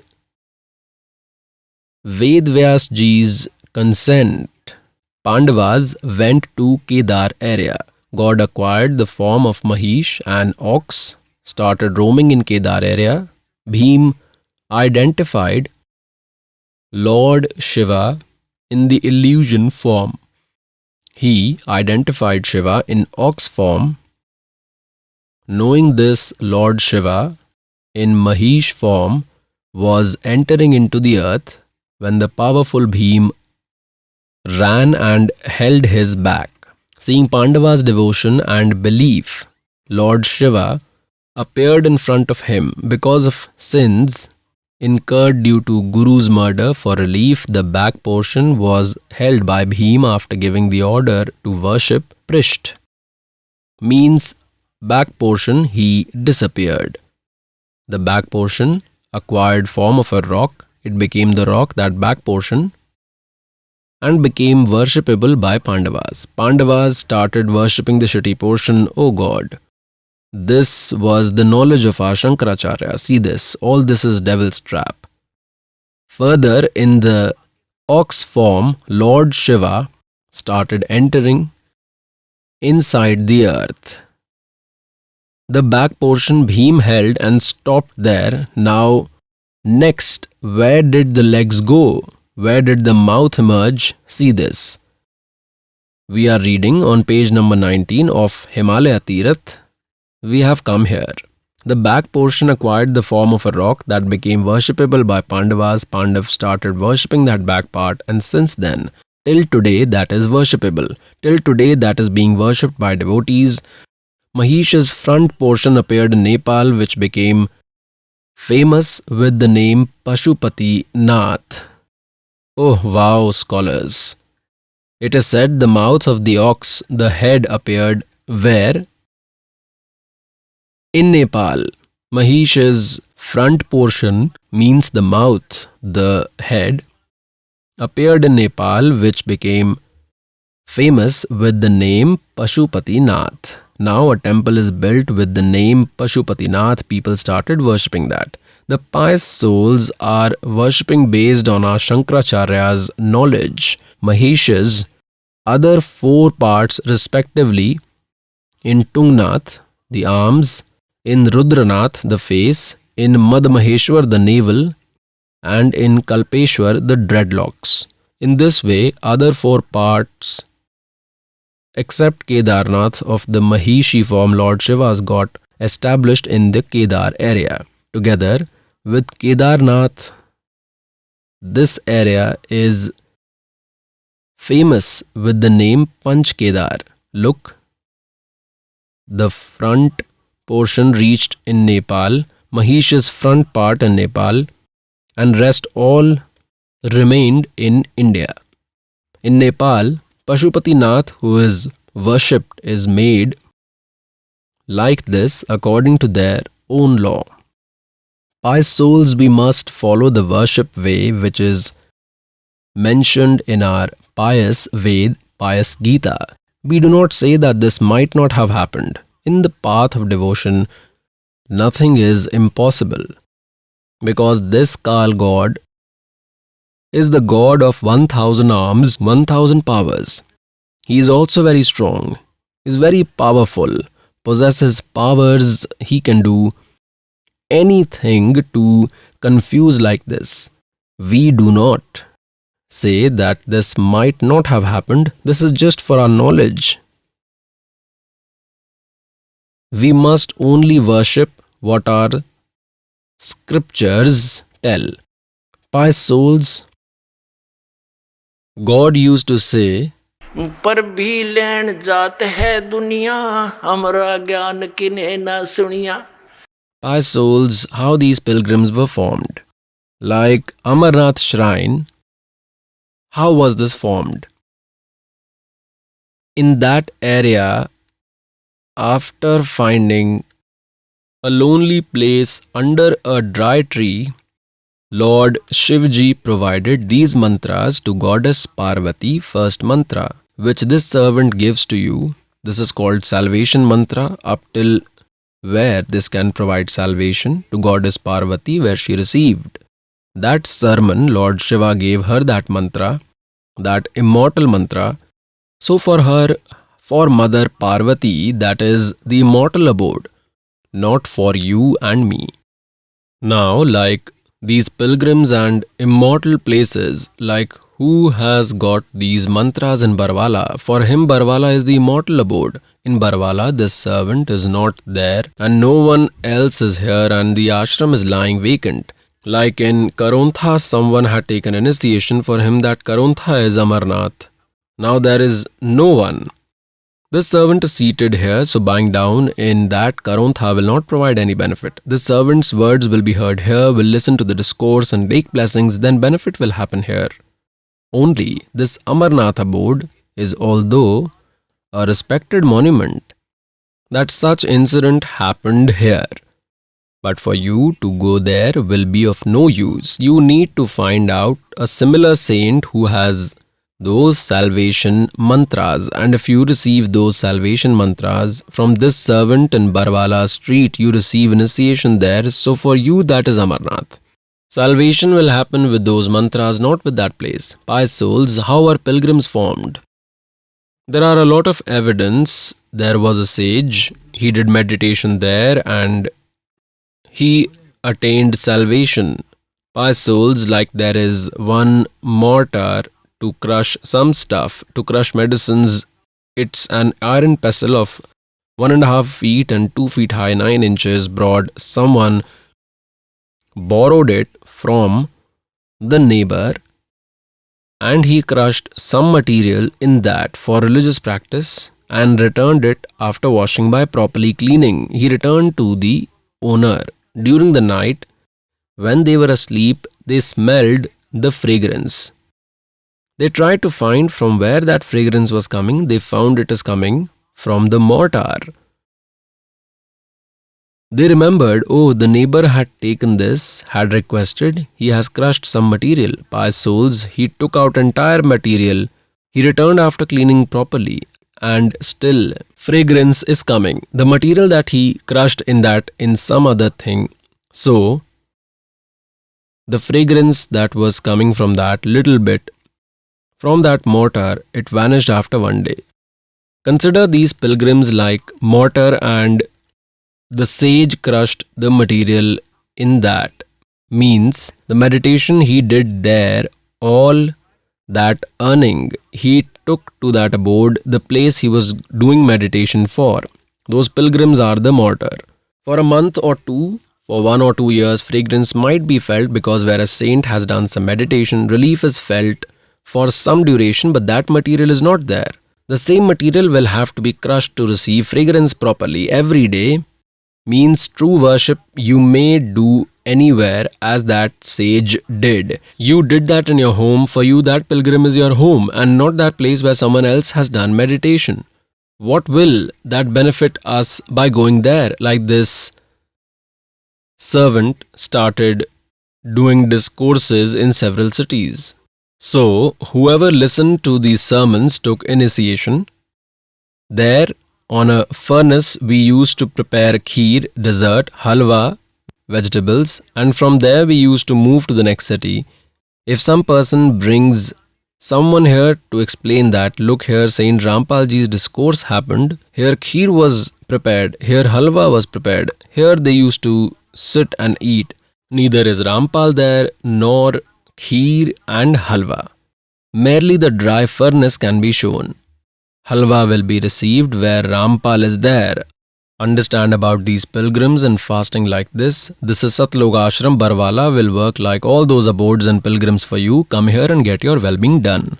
You just heard the views of Jagadguru Tattvadarshi Saint Rampalji Maharaj. Let us hear the views of Sharda Dwarka Peeth and Jyotirmat Badrinath Peethadhishwar Shankracharya Sarupanand Saraswati Ji Maharaj. We have heard the knowledge of all four Vedas is mentioned in Srimad Bhagavad Gita in short. Do you agree with this statement and why? Is it like there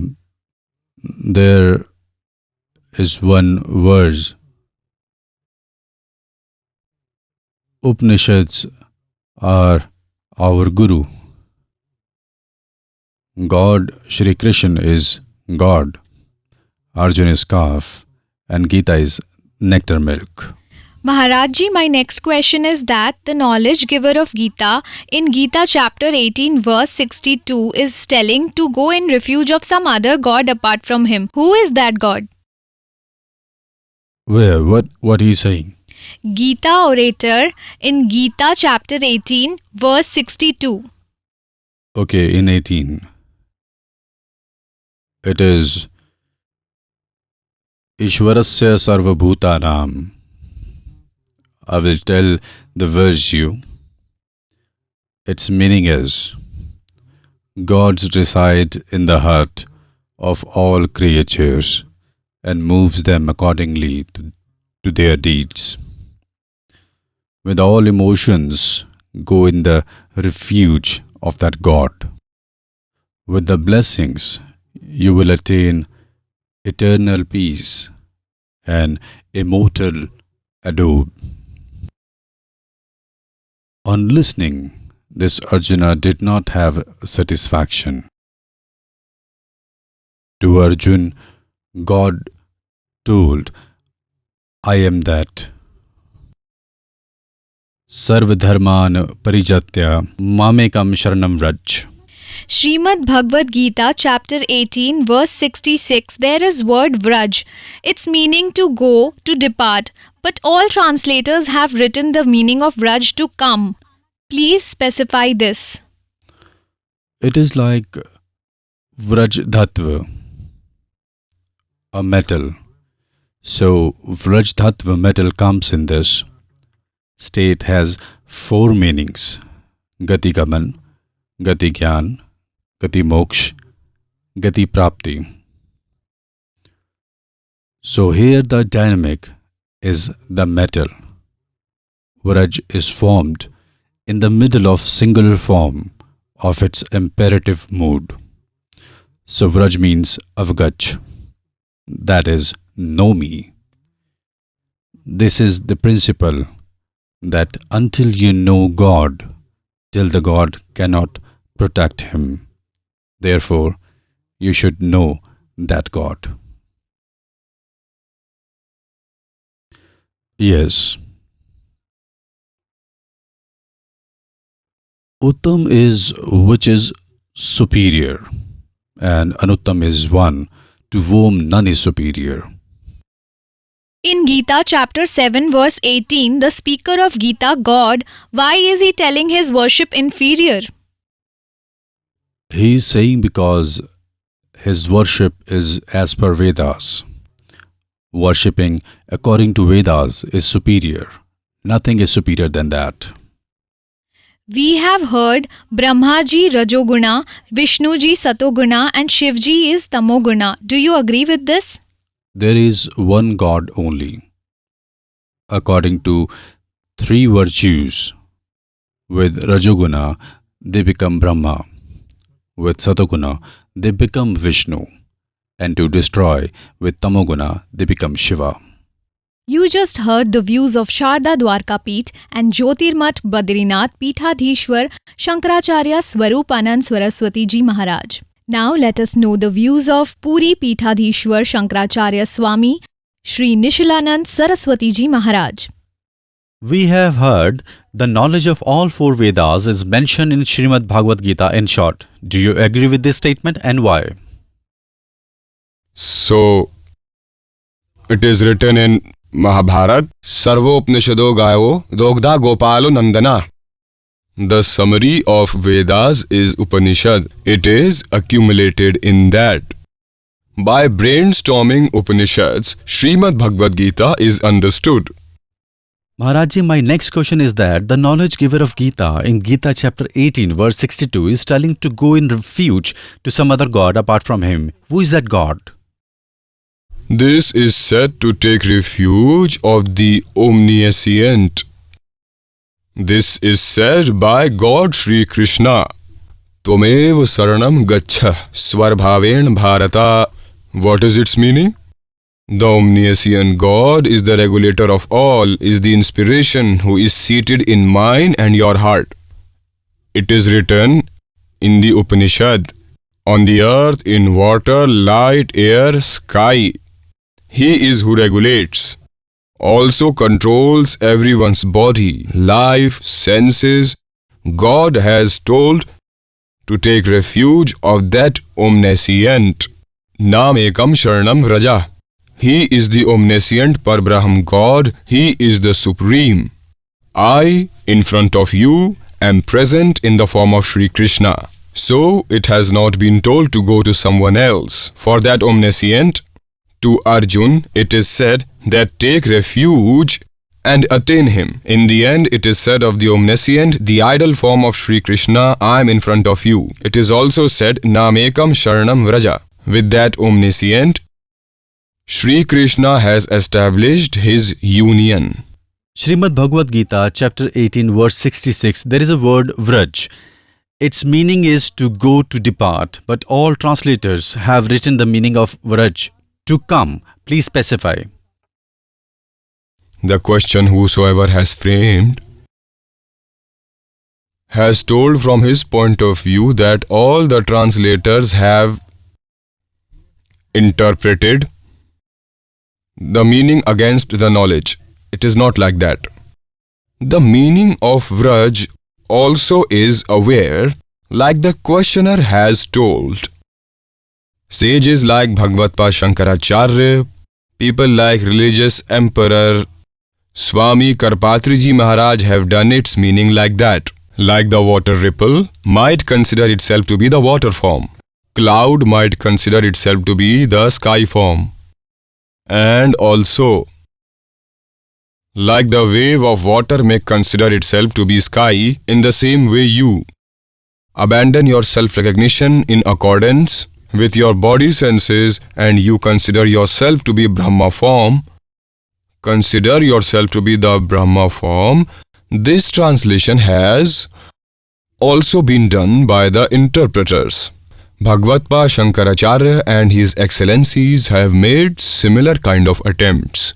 But the Vaishnavistic, they at their level, according to their level, have translated its meaning like what the description the questioner has done.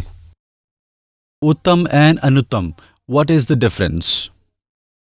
Okay, so it has come in Gita Ji. Anuttam means best, like no one else, excellent, exquisite in the meaning. Shankaracharya ji, in Gita chapter 7 verse 18, the speaker of Gita, God, why he is telling his worship inferior? Uttam means great, par excellence.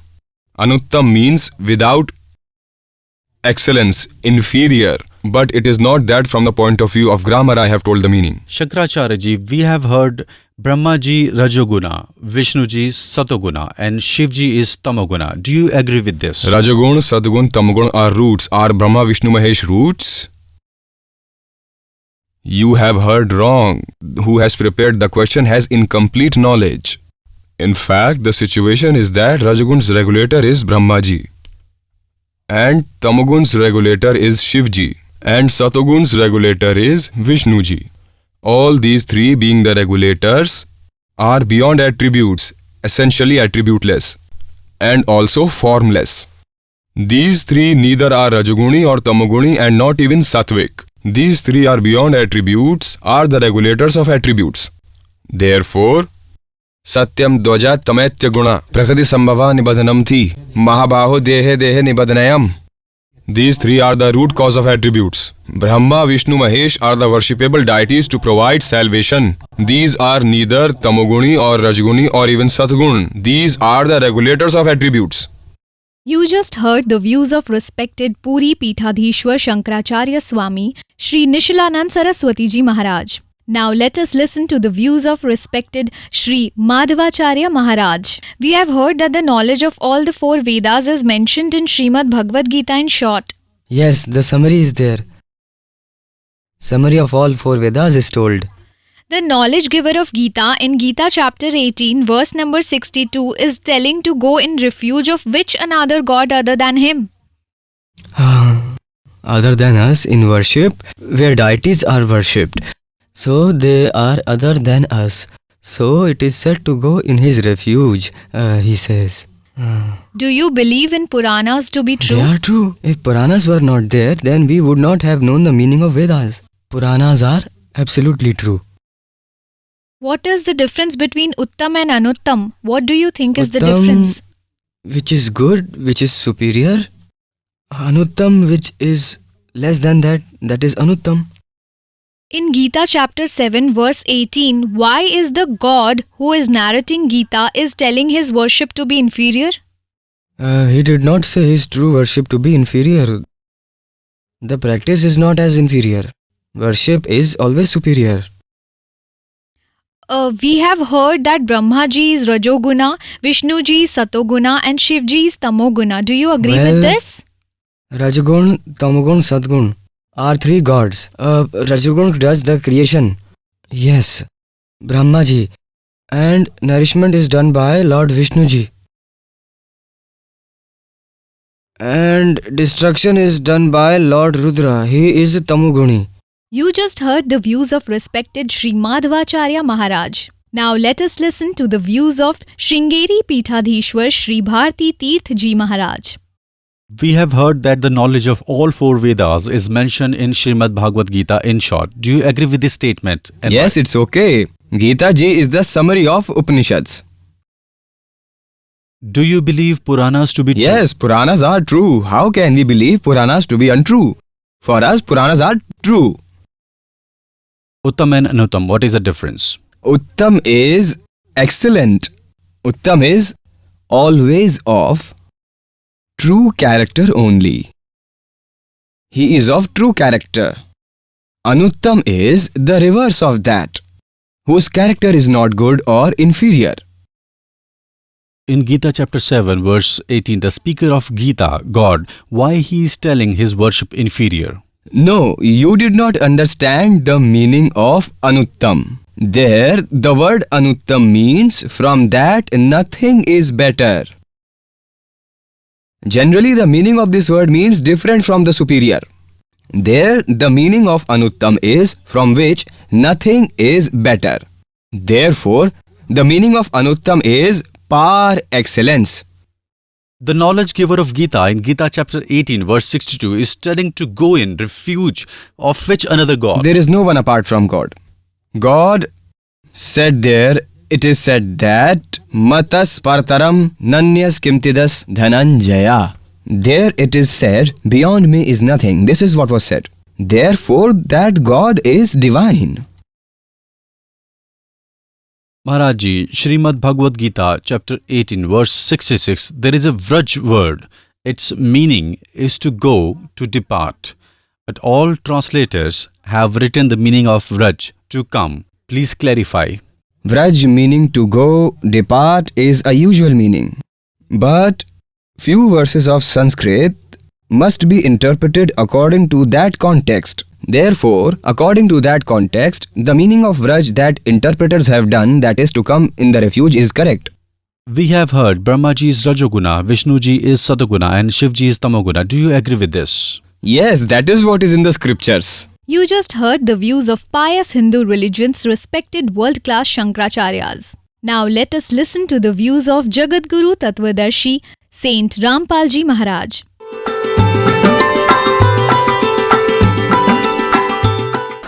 Satgurudev की जय।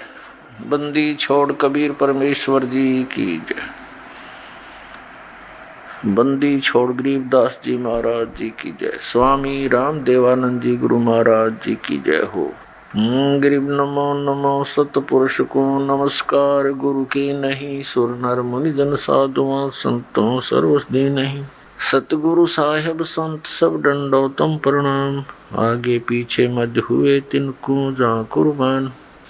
Gita Ji chapter 8 verse number 1. Arjun asked that in chapter 7 verse 29 it was told that knowing Tat Brahm and becoming familiar with entire spirituality and all deeds, a person makes efforts to get relieved from birth and death. Jara means old age and Maran means death. So in chapter 8 verse 1 it is asked, who is that Tat Brahm? Look at this. This is Srimad Bhagavad Gita, chapter number 7, verse number 29. Here only Sanskrit is there, further is its explanation. Jara Maran Mokshai. Jara means old age, Maran means death, Moksh means to get salvation. Mam Ashritya Yatanti Ye. Te Brahm Tat Vidhu Krishnam Adhyatam Karam Chakhilam. Its meaning is Mam Ashrita, as I have told you, whoever will be dependent on this knowledge, searches true enlightened saint, they only make efforts to get rid of illness of old age and death for salvation. Yatanti, they know Tat Brahm, they know the entire spiritual knowledge and are familiar with all deeds. Those who only make efforts to get rid of old age and death, they are familiar with that Tat Brahm, entire spiritual knowledge, and from all deeds. Look, chapter 7, verse 29, we are reading Gita Ji. Who remains dependent on me means who is in my refuge. Jara means old age, Maran means death. They make efforts to get rid of these, attain that God and complete spirituality. See this, Tat Brahm. They know that God, entire spirituality and all the deeds. Chapter 8 begins here. It's the first verse of chapter 8. In this it is asked, who is Tat Brahm? Regarding the Tat Brahm it is said, Tat Brahm, that Brahm, which knows the entire spirituality and all deeds. Here they have asked in chapter 8, first verse, Kim Tat Brahm? Kim Adhyatam? Kim Karam Purushottam? Kim Atibhut cha Kim Proktam? Adidevam Kimuchyate. Its answer is in chapter 8, third verse. Who is that God? This question is asked by Arjun. Its answer is given in chapter 8, verse 3. This is chapter 8, verse 3. That is Paramakshar Brahm. In verse 3, this is answered by souls. Now we come to Gita Ji, chapter number 15, verse number 16 and 17. With this, the entire concept that this slave wanted to clear will be clear. Look at this. Chapter 15, Gita chapter number 15. And here, this is verse 16. In this, two gods are told. Dvavim, Dvau Imau Purshau. Two Purush, two gods, two masters. One is Kshar and one is Akshar. Call him Kshar Purush, or we call these Purush as Kshar Purush and Akshar Purush.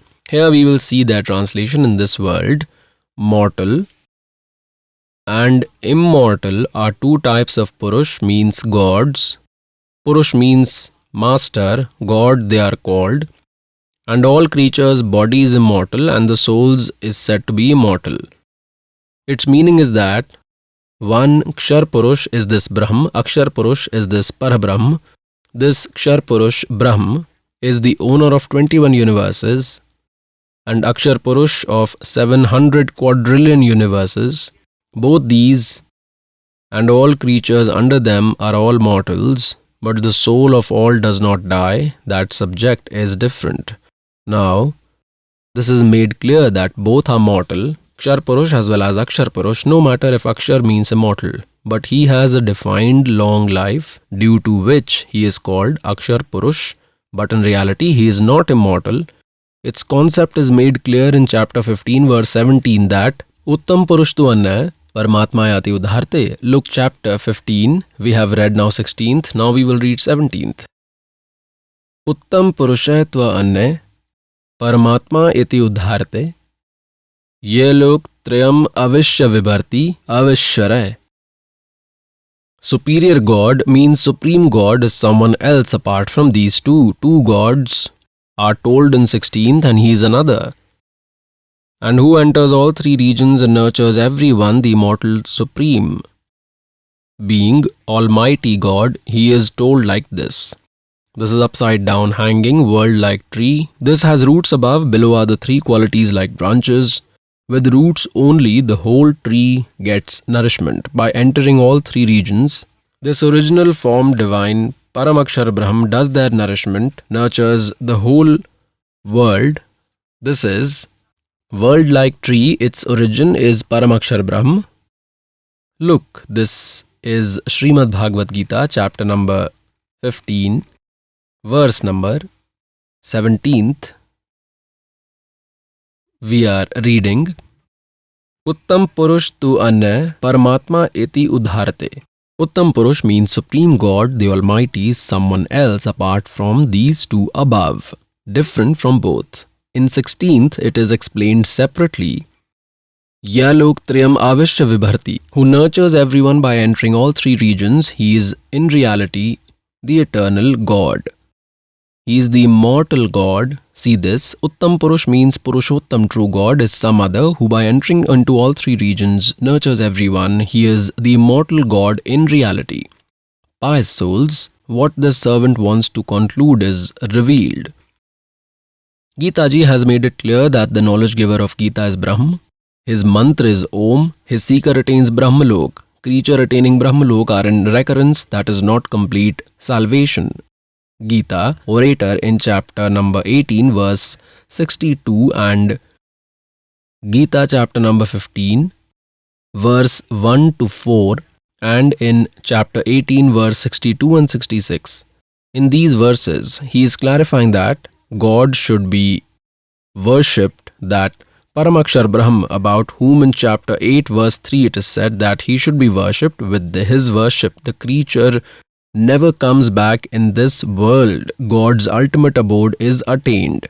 Gita ji, chapter number 18 verse 62, it is said that by all means you go in the refuge of that God.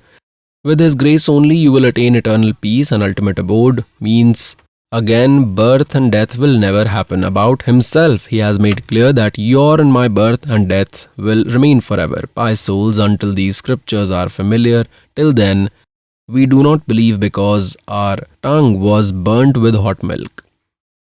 Therefore we even drink buttermilk carefully. This servant wants that I shall make you so strong that after seeing these scriptures you become sure and you will discard those fake gurus, acharyas and shankaracharyas and will get your well-being done. Look, Srimad Bhagavad Gita, chapter number 8, verse number 3, this is clear that he is Paramakshar Brahm. In Srimad Bhagavad Gita, chapter number 15, verse number 1 to 4 and 16, 17, this is made clear.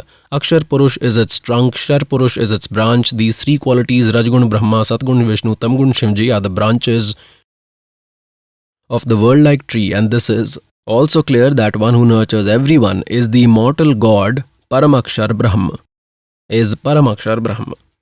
In Gita, chapter number 8, verse number 5 and 7, knowledge giver of Gita says regarding his worship that to worship me, the mantra is Om, nothing else, which has been told in chapter 8, verse 13. If my worship is to be done, then Om is the mantra. You will attain me, but you need to fight.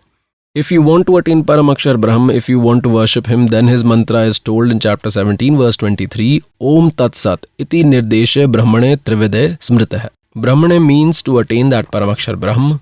For his worship, only chant these three mantras, Om Tat Sat.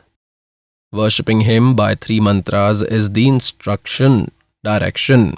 Direction means final command, nothing else. In chapter 8, verse 8, 9, 10, it is said that with his worship you will attain Paramakshar Brahm. With his worship, the creature goes there, going where the creature never comes back, and these are Acharya, Shankaracharya, these creatures who are devoid of true spiritual knowledge, these Mandaleshwars are religious leaders. They say that Sri Krishna Ji is telling about his own self. In this, the concept is made clear that there are two gods. In fact, three are told, but two have an important role because we are living in Kshar Purusha's region and we have to go to Paramakshar Brahm's region.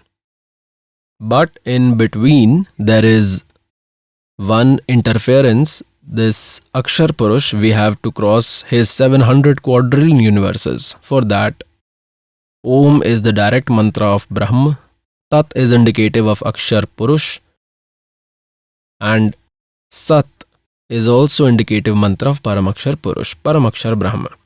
Practicing these three mantras after attaining complete salvation, we will go to that region, going where the seeker never comes back. This is the outcome of this complete Gita in front of you.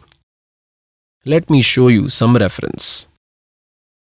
Look, Srimad Bhagavad Gita, chapter number 8. We have read till here that he is Paramakshar Brahm in verse number 3.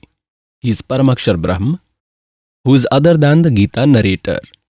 Here the knowledge giver of Gita says in chapter 8, verse 5 that the man who remembers me till his last breath and leaves the body, he attains to my form, not the personal.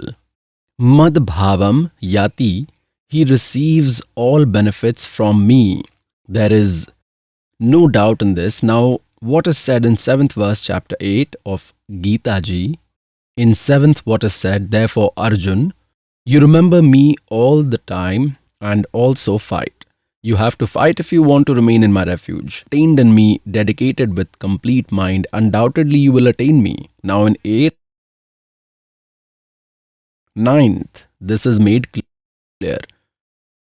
Gita chapter number 8, verse number 8, we are reading, Oath. This is the rule, by worshipping to attain God, one who chants those three mantras and does not deviate and continues worshipping, that man, Param Divyam Purush Hyati, is attained to that Paramakshar Brahm. Param Prakash Roop Divyam. To divine means is attained to God only, who is other than knowledge giver of Gita. In 9th, this concept is also clear.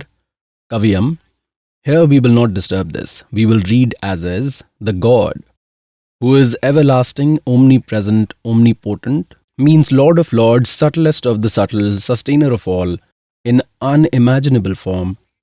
Highly radiant form like sun means illuminating body like the sun is in form. This is clear in this. Is far from ignorance, worship that Sachidanand Ghan Brahma, worship that Paramakshar Brahma. Now, 9th verse, you have read of chapter 8, now we will read 10th. That devotee means who chants those three mantras in which one is Om and two words Tat Sat are indicative.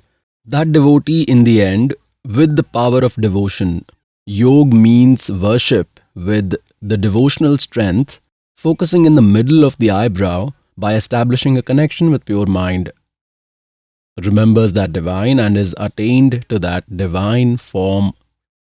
Supreme God means he is other than the knowledge giver of Gita, that Paramakshar Brahm. His worshipper attains him, pious souls.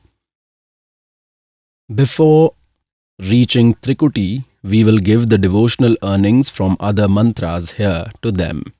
Further, when we will reach to Trikuti, with us this two-word mantra we have, that is Satnam. In this one is Om mantra, this devotional earning of Om mantra is of Brahma. And this earning we will give to this Kal, to Brahma. Srimad Bhagavad Gita, chapter number 18, verse number 62. The knowledge giver of Gita says, Arjun, by all means you go in the refuge of that God. With His grace only you will attain eternal peace and ultimate abode. For that He has left an option and told that I do not know Him. Search for an enlightened saint. In chapter 18 verse 63 it is said that I have given the most confidential knowledge to you. I have told you the most confidential knowledge, that if you are to remain in my refuge, then you have to fight. In chapter 8 verse 5 and 7, if you will remember me, you will be received by me. In Gita Ji chapter 8 verse 8, 9, 10, if you will worship that Paramakshar Brahm, then you will. In Gita Ji chapter number 17 verse 23, the mantras to worship that Paramakshar Brahm is told. His mantra is Om Tat Sat Iti Nirdeshah Brahmane Trividha Smritah. You can worship him by chanting 3 mantras, which an enlightened saint will tell, I do not know. Knowledge giver of Gita told his own mantra, chapter 8 verse 13. Om iti ekaksharam Brahma vyaharan mam anusamran ye prayati tajan deham sayati parmam gatim. Om is my Brahma mantra. One who chants till his last breath and leaves the body obtains benefits of Om level. What is of Om level? Brahmalok. Souls attaining Brahmalok are in recurrence. They have birth and death. So here chanting Om independently has another benefit.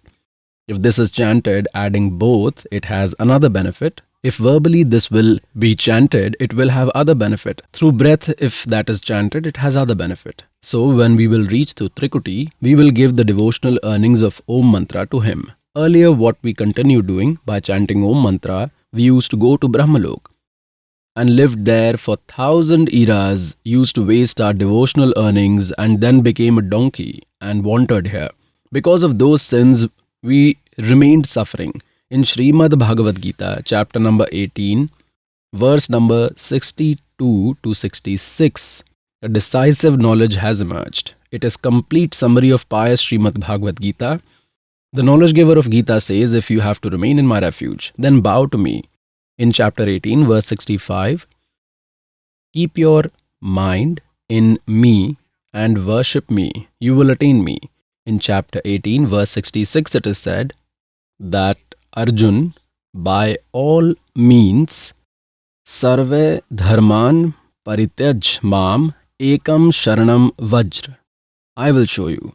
Pious souls, here what this servant is trying to clear is how salvation will be attained. This is compulsory. How will we be liberated, and which all great souls chanted this mantra. To respected Dharamdas Ji, God himself gave this mantra of 2 words and kept the final mantra secret. That I am giving to you, but this has not to be disclosed. He gave it to these great men, but they further did not disclose to anyone. Srimad Bhagavad Gita, chapter number 18, verse number 66. There is one Vraj word. Our religious leaders, sages, acharyas, Shankaracharyas, saints have made its meaning wrong. They have twisted. Vraj means go. Go means to depart. This is English word. If its meaning is done as come, then is it sensible? Use whatever grammar to justify that. They did not understand the sentence. Look what is the meaning of that. Srimad Bhagavad Gita, published from Gita Press, Gorakhpur, Jayadayal Goenka is its translator.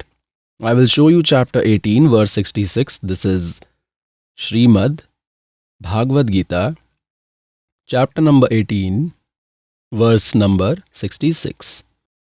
What is written in this? Sarve dharman parityajamam ekam saranam vajra. Ahem tva sarve pape bhyamokshami ma shuch. What have they translated? Of the complete philosophy, that is complete obligation, sacrifice all deeds to me, abandon philosophy to me, you only in me, ma meaning what have they written? In me, all powerful, omnipotent, divine's refuge. Sharanam means in refuge, vrij means come. Whereas vrij means go. I will receive you of all sins, do not get upset. Pious souls, first vraj meaning is to come or to go. This concept needs to be clear. First, let us complete the context that this Om mantra earning we will give to Kal. At Trikuti there, you will have your account. God Kabir Ji will be available there in the servant's form. You will go running towards your Guruji. God will take you to Dharamraj's court to clear your account. This Om mantra will be given, rest will be left. So the second mantra, which is part of Satnam along with Om, is mantra of Parabrahma of Akshar Purush. After Kal's 21 universes, we have to cross 700 quadrillion universes. Look, this is the picture of one universe. This is a miniature picture of one universe. This is an elliptical shape. This is the picture of one universe. What is there inside this? These below 7, these Atal, Vital, etc. Here, this is the earth. This is the region of Shiva. This is the region of Brahmaji. This is the region of Vishnuji. And after this, it is the region of Dharmraj. This is common heaven, which is called Indralok. And this is that Brahmalok. This is that Brahmalok. Here, this Kal resides secretly. He has made 3 regions separately, secretly. Here he keeps his wife Durga in 3 places separately and has 3 sons. Now the point which we have to take, we will see here. This is one universe. Like this Kal has 21 universes. Look, these are Jyoti Niranjan's 21 universes, the whole picture. See this. In this, what has he done? This ball, consider this one universe. This is a universe. Like this one group he has made of 5 universes. This is called a great universe. Great universe. Like this, in 4 great universes, he has locked 20 universes. They keep revolving separately. They themselves also keep rotating. Regions inside them also keep rotating. This one region is separate, secret.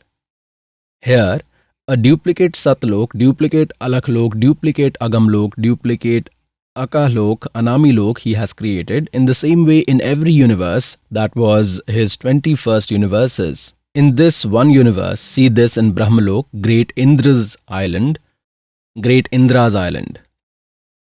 Then duplicate Satlok, duplicate Alaklok, duplicate Agamlok, duplicate Anamilok he has created. He deceives creatures through Durga, Maya, Shakti.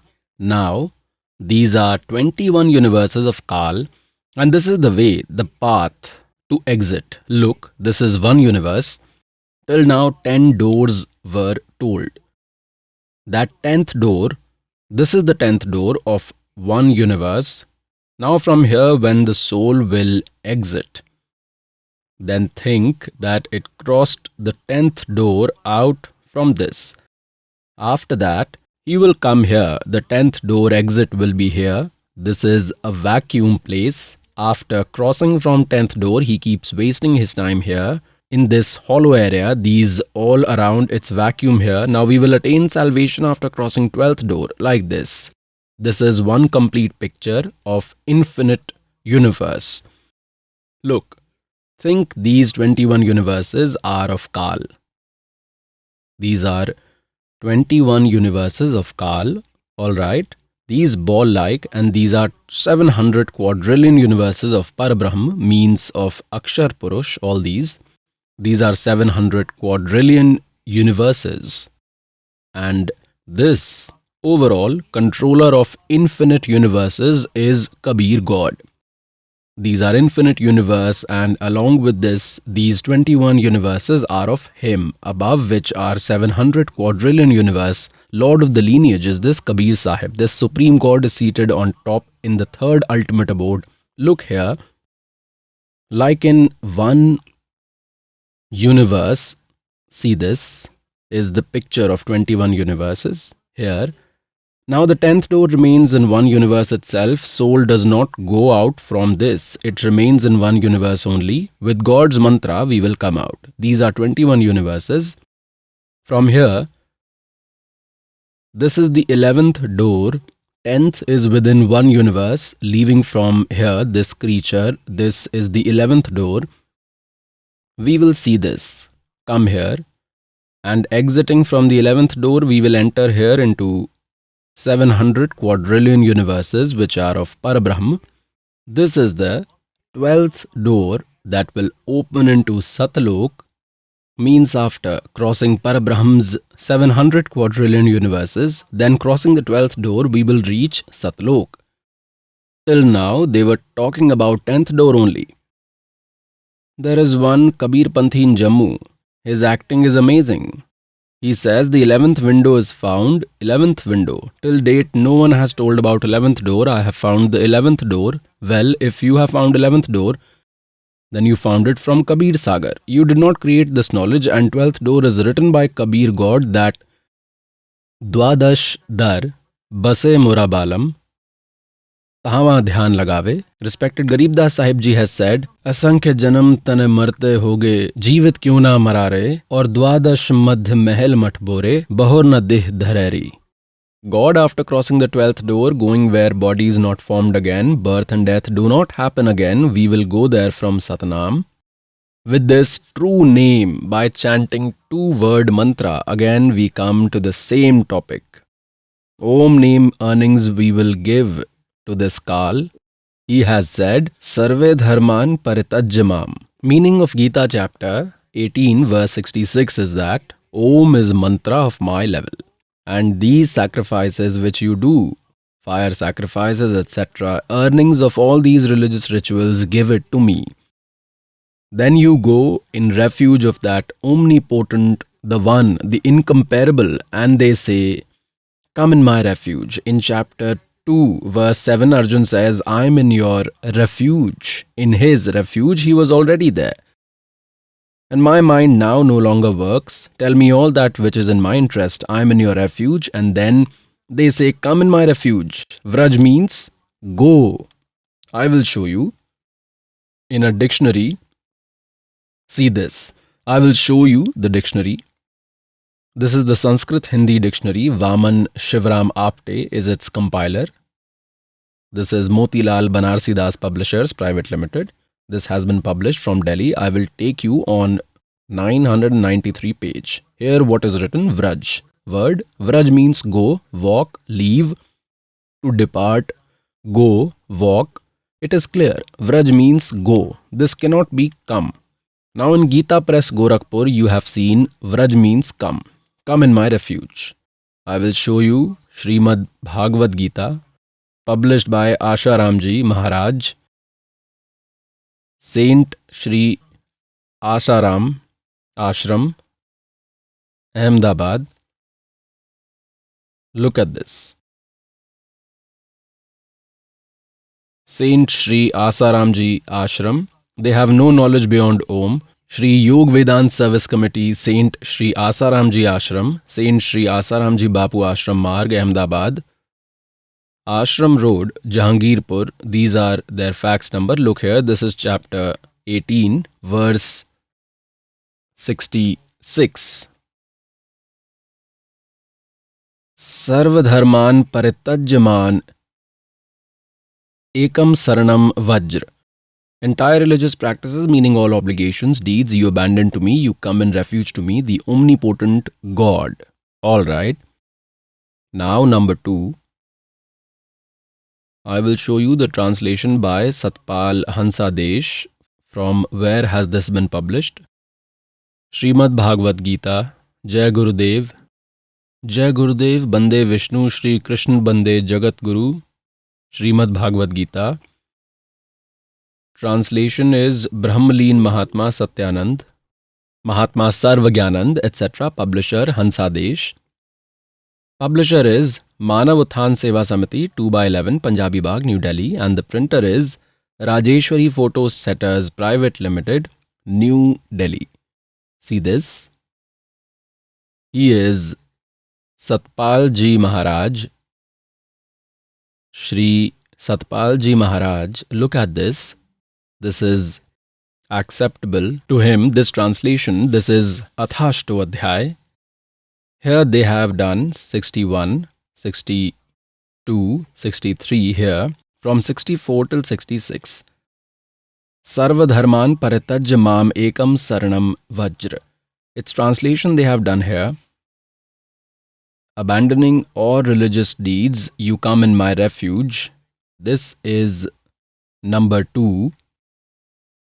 Now I will show you third. Sudhanshu Ji Maharaj. He is Sudhanshu Ji Maharaj. From where has this been published? Publisher is Vishwa Jagrati Publisher, Omkareshwar Mahadev Temple, G Block, Mansarovar Garden, New Delhi. The printer is Inter India Publications, D17, Raja Garden, New Delhi. Now, I will show you its 18th chapter. This is the 18th chapter, Moksha Sannyas Yog, chapter 18, verse 66. Sarva dharman paritajya mam ekam saranam vajra. Abandoning all religious deeds, you only come in my refuge. Alright. Number 3. Now I will show you 4th. Look at this. See, this is huge. You will be surprised seeing its translation. Sadhak Sanjeevani is its name. Srimad Bhagavad Gita note. Sri Ram Sukhdas Ji has done translation. Srimad Bhagavad Gita. Swami Ram Sukhdas Ji. Publisher and printer is Gita Press Gorakhpur, Govind Bhavan Office, Institute of Kolkata. These are his fax and phone numbers. He has done an amazing thing. Look at this. Chapter 18, verse 66. This is the 66th verse. Sarva dharman paritajya mam ekam saranam vajra aham tva sarva papebhyam mamukshami masuch. What translation have they done? See, abandoning all religious deeds, you only come in my refuge. Alright? To make this ignorance even more wrong, how many pages has he wasted? See now, this chapter 18, verse 66 starts from page 1200. Come, let me show you from 1200 till 1217 page. And this is very small size printing of chapter 18, verse 66. They have filled 17 pages by writing nuisance, and even ABC is not there in this, and so small is the writing like it is of newspaper, and they have made 17 pages of it. It was just a matter of 2 words that Vraj means go. These ignorance, they had no knowledge and spoke all nuisance in this and made this wrong. Look now, I will show you. Sarvapalli Dr. Radhakrishnan. About him it is told that there is no great man like him. Bhagavad Gita's explanation and simple meaning of every verse, a great thinker, and modern India's best philosopher Dr. Radhakrishnan has presented in such a way. Srimad Bhagavad Gita. This has been published from Hindi pocket books. He is the printer, Dot Security Press Private Limited. Look, what has he done? Chapter 18, verse 66. Sarva dharman paritajya mam ekam saranam vajra. Abandoning all duties, you only come in my refuge. Alright. Srimad Bhagavad Gita, chapter 18, verse 66, there is a word Vraj. Its meaning is to go, to depart. But all translators have written the meaning of Vraj to come. Please clarify. It is like Vrajdhatva, a metal. So, Vrajdhatva metal comes in this. It indicates Gati. State has 4 meanings. Gati Gaman, Gati Gyan, Gati Moksha, Gati Prapti. So here is the dynamic, is the metal. Vraj is formed in the middle, in singular form of its imperative mood. So Vraj means avgaj. That is, know me. This is the principle that until you know God, till then God cannot protect him. Therefore, you should know that God. Srimad Bhagavad Gita, chapter 18, verse 66, there is a Vraj word. Its meaning is to go, to depart. But all translators have written the meaning of Vraj to come. Please clarify. The question whosoever has framed has told from his point of view that all the translators have interpreted the meaning against the knowledge. It is not like that.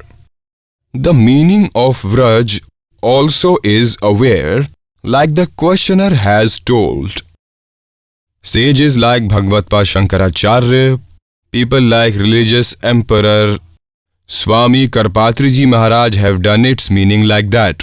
Like the water ripple might consider itself to be the water form. Cloud might consider itself to be the sky form.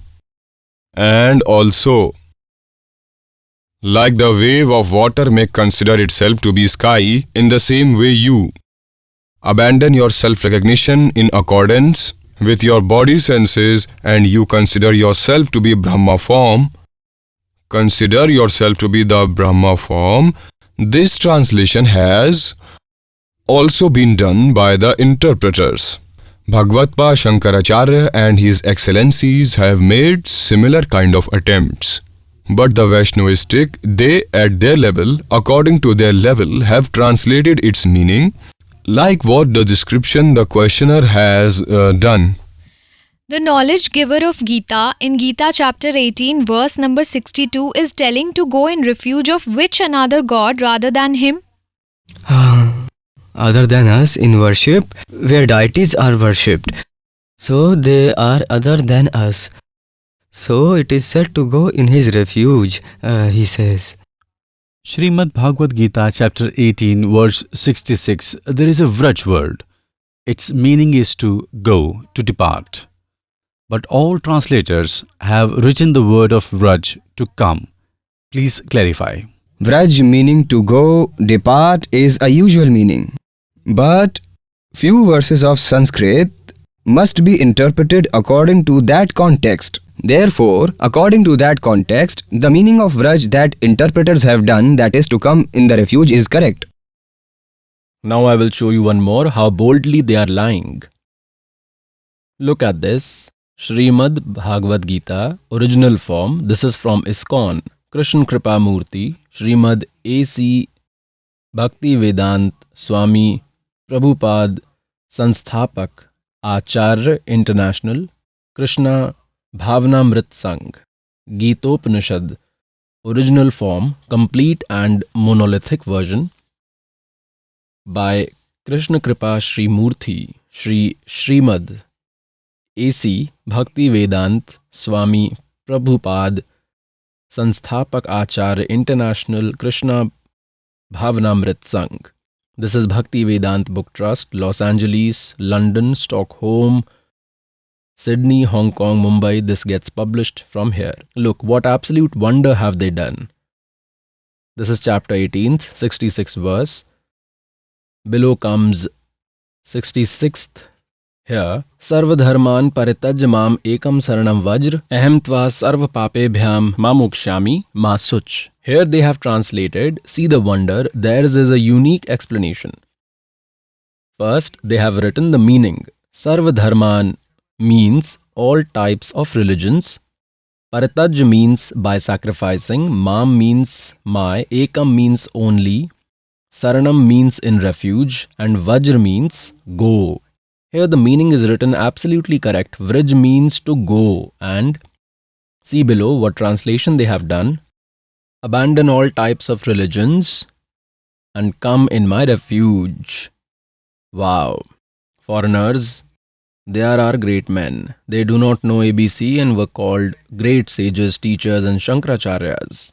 I will show you more how this doubt has been resolved by great Kalyugi sage. Seeing this, your heart will burst. How wise was this great sage Dayanand? I will show you. This is one book. Great sage Dayanand Saraswati Ji's biography. The writer is Amar Shahid Pandit, compiled by Lekhram. Translation from Urdu to Aryan language. Translator is R. Mahopdeshak Shri Kaviraj Raghunandan Singh Nirmal. Editor is Shri Pandit Harish Chandra Vidyalankar. Publisher is Arya Samaj Naya Bans, Delhi 6, in celebration of the Golden Jubilee. Now on the 208th page I will take you. This is page 208. And which episode is this? Biography Great Sage Swami Dayanand Saraswati. These are the incidents of Mirzapur. Here it is written. Ram Gopal Vaishe who was Veda's philosopher, he saw several interpretations of Gita, means translations, but his doubt was not clear regarding one verse. In the end, he took me along with him, the writer says, to Swamiji, means to great sage Dayanandji. He went and told to Swamiji that I need to ask something from you. When he gave permission, then he asked this verse, Sarvadharman paritaj mam ekam saranam varaj. Swamiji said, this is Ram Gopal Vaishya, some Lalaji, a Veda philosopher. He was wise. To him this clicked that Vraj means go, and everyone has done come. Great sage Dayanand was famous. He went there and asked, Guruji, tell its meaning, tell the solution. Vraj means go. Why this has been translated as come by everyone? Great sage Dayanand provided its solution. See, Swamiji said, Sarvadharman paritaj mam ekam saranam vraj. About Vraj, the solution he is providing, Swamiji said that Sakandavadishu Param Rupam Vacham. Beyond this dialogue, the size that remained, it became identical, means that word remained religious, but in reality that is evil. The meaning would be immortality. With that, he got delighted. Look, now the writer is praising him. He says that he has provided the solution. Who? Swami Dayanand, of Vraj meaning go instead of come. What does he say? Beyond this dialogue of the size of evil, injustice happened, unrighteousness, immortality remained, and it is said he got delighted. His solution was provided. Damn, did he provide the solution? See this, Swamiji said that Sakandvadisu Paramarupavacham. He did not talk about what was asked, instead started with sick leave application. In this way, beyond this dialogue, in front of the size and at its back, lawlessness, and then writer says he got delighted with that. He got highly pleased. Who? This Ram Gopal Vaishya. He got the solution. All right, brother. They were called great sages. The devotee would have thought it to be correct, and this may be beyond our understanding, but this Vraj means go. This is clear. Go means to depart. How does that become come? Akar, makar, khakar. What was all this? This was the solution of the great sage. Niranjan dan ter बार निरंजन धन तेरा दरबार जहाँ पर तनिक ना न्याय विचार पाखंडी की पूजा जग में संत को कहें लबार पाखंडी की पूजा जग में संत को कहें लबार अज्ञानी को परम विवेकी ज्ञानी को मूड गंवार निरंजन धन तेरा दरबार निरंजन धन तेरा दरबार जहाँ पर तनिक न न्याय विचार कह कबीर सुनो भाई साधो या सब उल्टा व्यवहार कह कबीर सुनो भाई साधो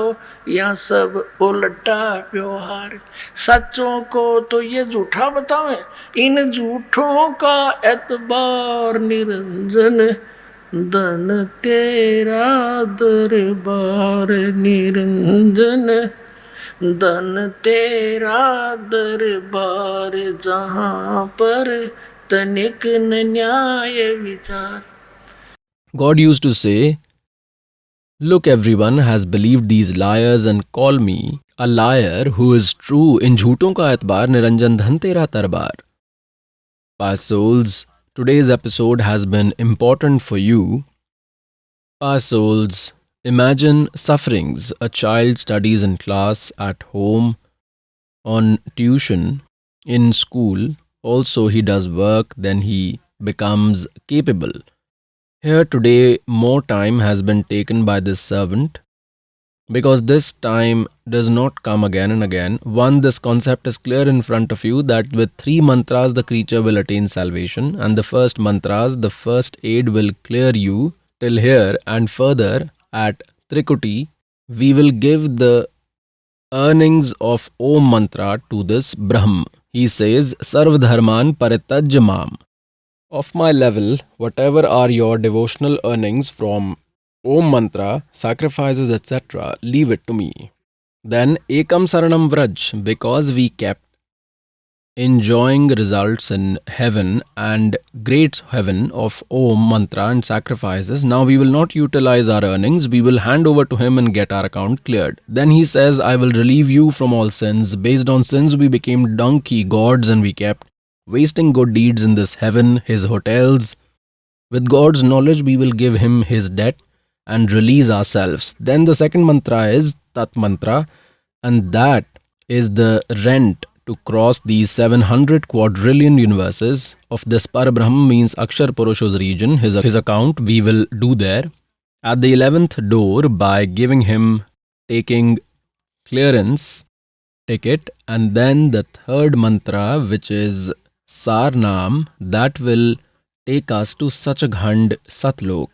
Pious souls, these Acharya and Shankaracharya and our religious leaders say Sri Krishna Ji is telling about himself, there is no other God, no, there is no one else. It has been 5500 years to this Srimad Bhagavad Gita and Puranas and Vedas that they were written. They do not know ABC about them. Acharya means a teacher, and a teacher is an instructor who is well aware of the syllabus, who is the master. And one who does not know ABC, how can he be a teacher, Acharya? They have drowned the whole country, Hindu society, by making them ghosts. Then they get their worship done. By carrying shrads, these people get their living. Pious souls, this concept is clear that in Srimad Bhagavad Gita, chapter number 18, verse 62, 66, the knowledge giver of Gita is Brahm, this is Akshar Purush. He tells to go in the refuge of someone else, that Paramakshar Brahm. Who is that Paramakshar Brahm? This servant will tell. He is Kabir Sahib. He lived in the form of a weaver in Kashi. He had come there. We had closed his history by calling him a poet. He is Paramakshar Brahm. He had given that knowledge 600 years ago, which exists in our holy scriptures today. These our Acharyas, Shankaracharya say about Sri Shivji, Sri Vishnuji, that they are unborn, immortal. They do not have mother, father. In Puranas, in their history, it is written that they have mother and father. They take birth and die, and they call them God. In Shiv Puran, it is written, you, Brahma and Vishnu are not gods. You have considered yourself God.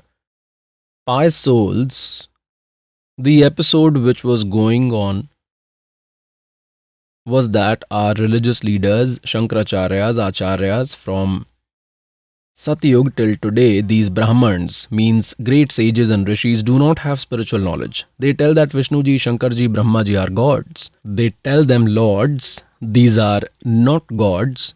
This is evident in Puranas. I will clear the concept. This is Pious Shiv Mahapuran. Pious souls, once Sri Brahmaji and Sri Vishnuji fought. On what reason did the fight take place? Brahmaji says to Vishnuji that I am your father, I am your creator. Vishnuji says that I am your father, I am your creator. On this, they both fought. To finish their fight, their father, this Brahm, Akshar Purush, stood a pillar in between them, a ling, huge pillar, radiant. They stopped fighting and started finding its end. Then Kal appeared there in Shivji's form. This is how he deceives. He has taken a vow that I will never appear in my original Kal form in front of anyone. What is his Kal form? Gita Ji chapter number 11 verse 47-48, he says, Arjun, see, this is my Kal form, huge form, and it cannot be attained neither with the methods mentioned in Vedas, nor by jap, tap, nor by sacrifices. By no means. It can be attained. I have done this favor on you. No one has seen this before you, and further no one will be able to see this. In Gita Ji chapter 7 verse 24-25, he says that these foolish people avyaktam vyaktim apanam manyante. To me, the unmanifested, I remain hidden with my yoga powers. Having incarnated in human form, these foolish people might be considering me Krishna. I am not Krishna. He remains hidden like this. How does he deceive? By sometimes acquiring Vishnu form, he appears to someone, to the sage or the seeker. Then the seeker glorifies Vishnu Ji that you are omnipotent. During meditation, I had your vision. You have kept yourself hidden. Like this, if any seeker is worshipping Brahma Ji, then he appears to him in Brahma form. He says Brahma Ji is almighty. He has kept himself hidden, and he appears to some in God Shankar's form. Then they say God Shankar is supreme. In this way, this confusion has been created by this Kal God, and based on this, Sri Brahma Ji, Sri Vishnu Ji had a confusion that I am the sustainer. Brahma Ji says that I am the creator. Vishnu Ji believes you have originated from my navel. Brahma Ji says that I am the creator of the entire universe. I am father of all. When both of them fought, then he came and stood near them. And what does he say to them? You have considered yourself Ish, God, out of ignorance. You are not God. I will show you. Look, Shri Shiv Mahapuran with Hindi translation, part 1. This is Shiv Mahapuran. Who is the writer? Vidya Vridhi Pandit Jwala Prasad Ji Mishra with Hindi translation. Khemraj Sri Krishnadas Prakashan, Mumbai. This is Shiv Mahapuran. We will go to Vidveshwar Samhita. This is Vidveshwar Samhita, page number 11. First, we will come to 11th page. Look at this. This is the 11th page. Vidveshwar Samhita, Shiv Puran, chapter 6. Here, Nandi Keshwar said means that Nandi, ox of Lord Shiva, is telling. Nandi Keshwar said, O Yogendra, once Lord Vishnu was sleeping on his snake bed, was joined by Garud and other counselors along with Lakshmi. At that time, the superior amongst the sages, Brahma Ji, came there on his wish. He asked lotus-eyed Vishnu Ji, who was sleeping on the beautiful bed, Who are you? Like an arrogant person, you are sleeping, seeing me. Son, get up, see, I, your Lord, has come. Seeing Lord Guru's arrival, those who are in pride, atonement is appropriate of that foolish. Hearing this, Vishnuji became angry from inside but did not reveal, but remained quiet from outside and said, O son Brahma. Vishnuji said to Brahmaji, O Vats, may you be blessed. Sit on this seat. Why are your eyes crooked and face curved at this time? Brahmaji said, O son Vishnu, due to the effect of the time you have pride, O son, I am your savior and father of the entire universe. Vishnuji said, the entire universe resides in me. Like a thief, why do you say that to be yours? You are born from my navel, therefore you are my son. Both fought. We will not read much. We come further. They started fighting with each other. The deities started showering the flowers. Wow. You chop and die. These are the qualities of our deities. Look, we are reading on page 11 only. You have come below. See here. Vidveshwar Samhita, I am superior. I am the Lord. Saying this, and with the intention to kill, they started fighting. All the deities came in aircrafts to witness that great battle and started showering flowers on them from the sky. Wow, deities. These are our deities. If two brothers get into a fight, then a gentleman intervenes and separates both so that they may not die fighting. And these deities are showering flowers that you die fighting. Be finished. These histories we used to read. Now this Kal, their father arrived in between both of them and he stood a pillar, a highly radiant pillar. They started finding its end. They did not find anything. Then Brahmaji lied. This story you had been listening to. Now he appeared in between them. What advice does he give to them? That you are not God. You have considered yourself to be God. Look at this. We have come on the 17th page of Shiv Puran with Veshwar Samhita, part 1, chapter 9. Here, Nandikeshwar again said, in this way, when both of them relaxed, then God to those Brahma and Vishnu, what did he say by doing a favor? To remove their ignorance and enmity, he told to both of them that I have distinct two forms, but there is no other God, therefore, he cannot have two forms, first the pillar form and later the embodiment form he has acquired. The Brahma form is unproductive and divine form has qualities. Both these forms of mine are proven and of no one else. What did he say to them? Due to this reason, God cannot be attained to both of you and to others. You Brahma and Vishnu, out of ignorance, you have considered yourself God, believed you are God. This is quite amazing. This is wrong that happened. To remove that, I have come in the battlefield. Now you repel your arrogance and concentrate on me, who is God. With my grace, all regions illuminate. He says that being the enhancer of the world, I am Brahm. Further, I will show you. On page number 18, look first. We will see this in chapter number 10. And here we will come, O sons, to Brahma and Vishnu. He is saying their father, this Brahma, this Kal form Brahma, Kshar Purush. O sons, this post you have obtained out of worship, which is called creation of universe and preservation. To Vishnu and Brahma Ji, their father, this Kal is saying that this power that you have obtained from worship, penance, which is called creation and preservation of universe, which I have provided to you after I was pleased. In the same way, I have provided two other powers to Rudra and Mahesh, but none is capable to achieve the superior power.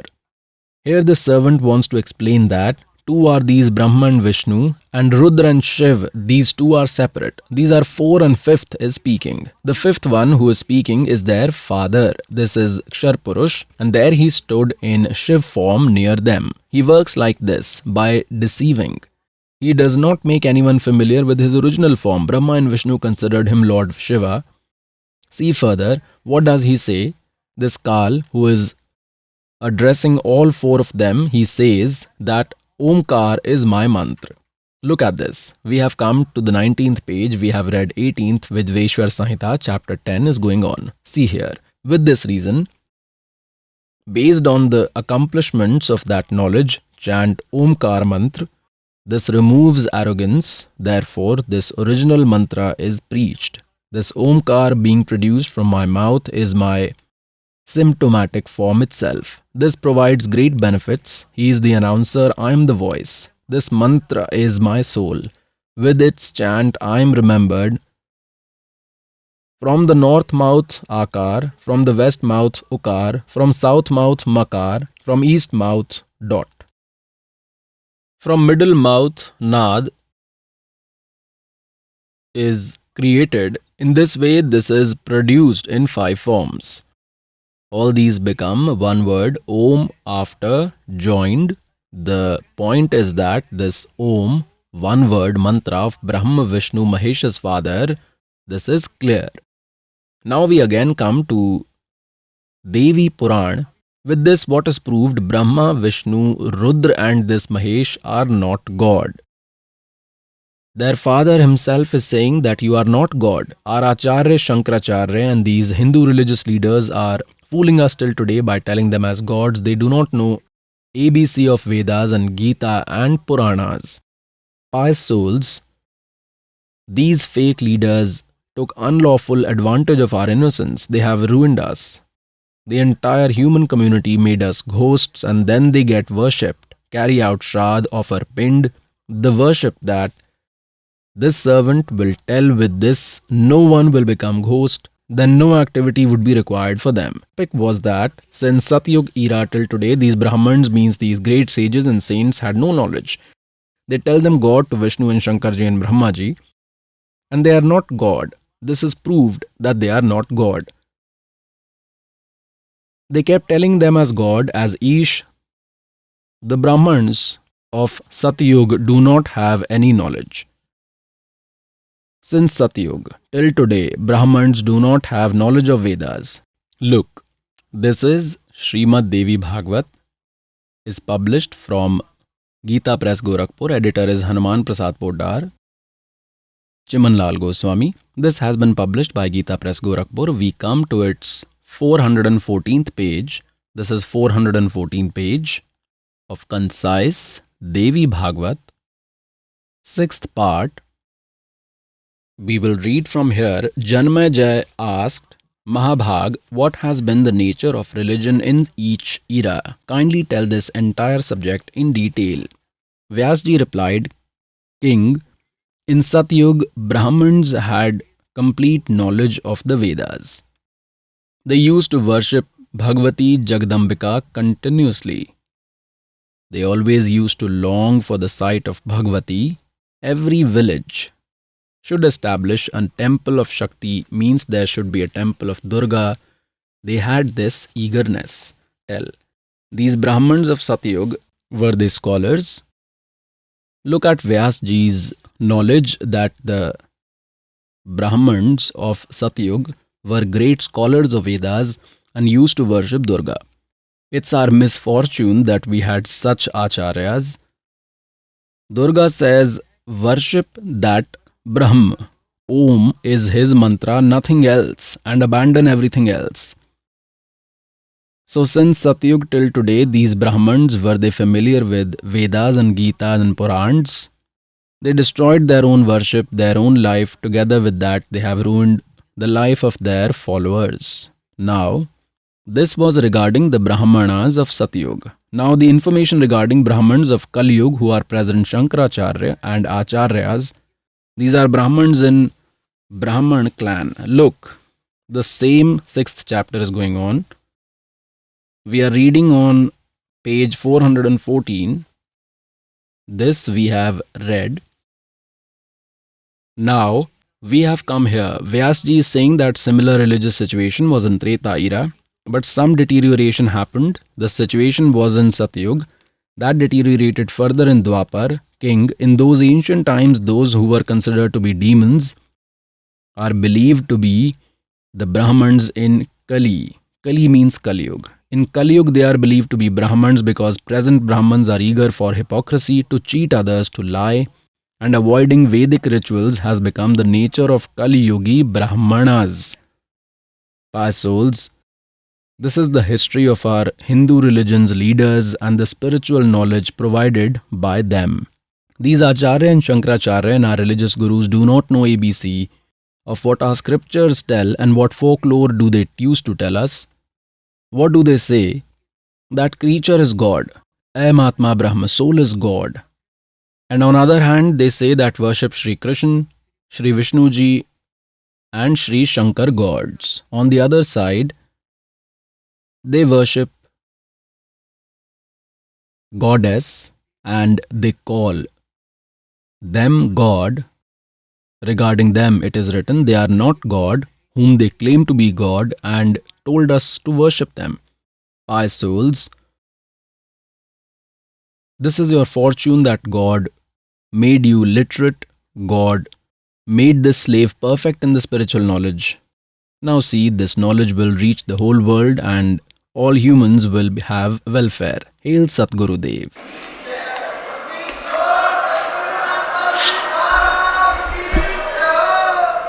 Niranjan धन तेरा बार निरंजन धन तेरा दरबार जहाँ पर तनिक ना न्याय विचार कहे कबीर सुनो भाई साधो, या सब उल्टा व्यवहार। कहे कबीर सुनो भाई साधो, या सब उल्टा व्यवहार। सच्चों को तो ये झूठा बतावे, इन झूठों का एतबार निरंजन। धन तेरा दरबार निरंजन, धन तेरा दरबार, जहाँ पर तनिक न न्याय विचार। God used to say, look, everyone has believed these liars and they tell me, a liar who is true, in झूठों का एतबार, निरंजन धन तेरा दरबार।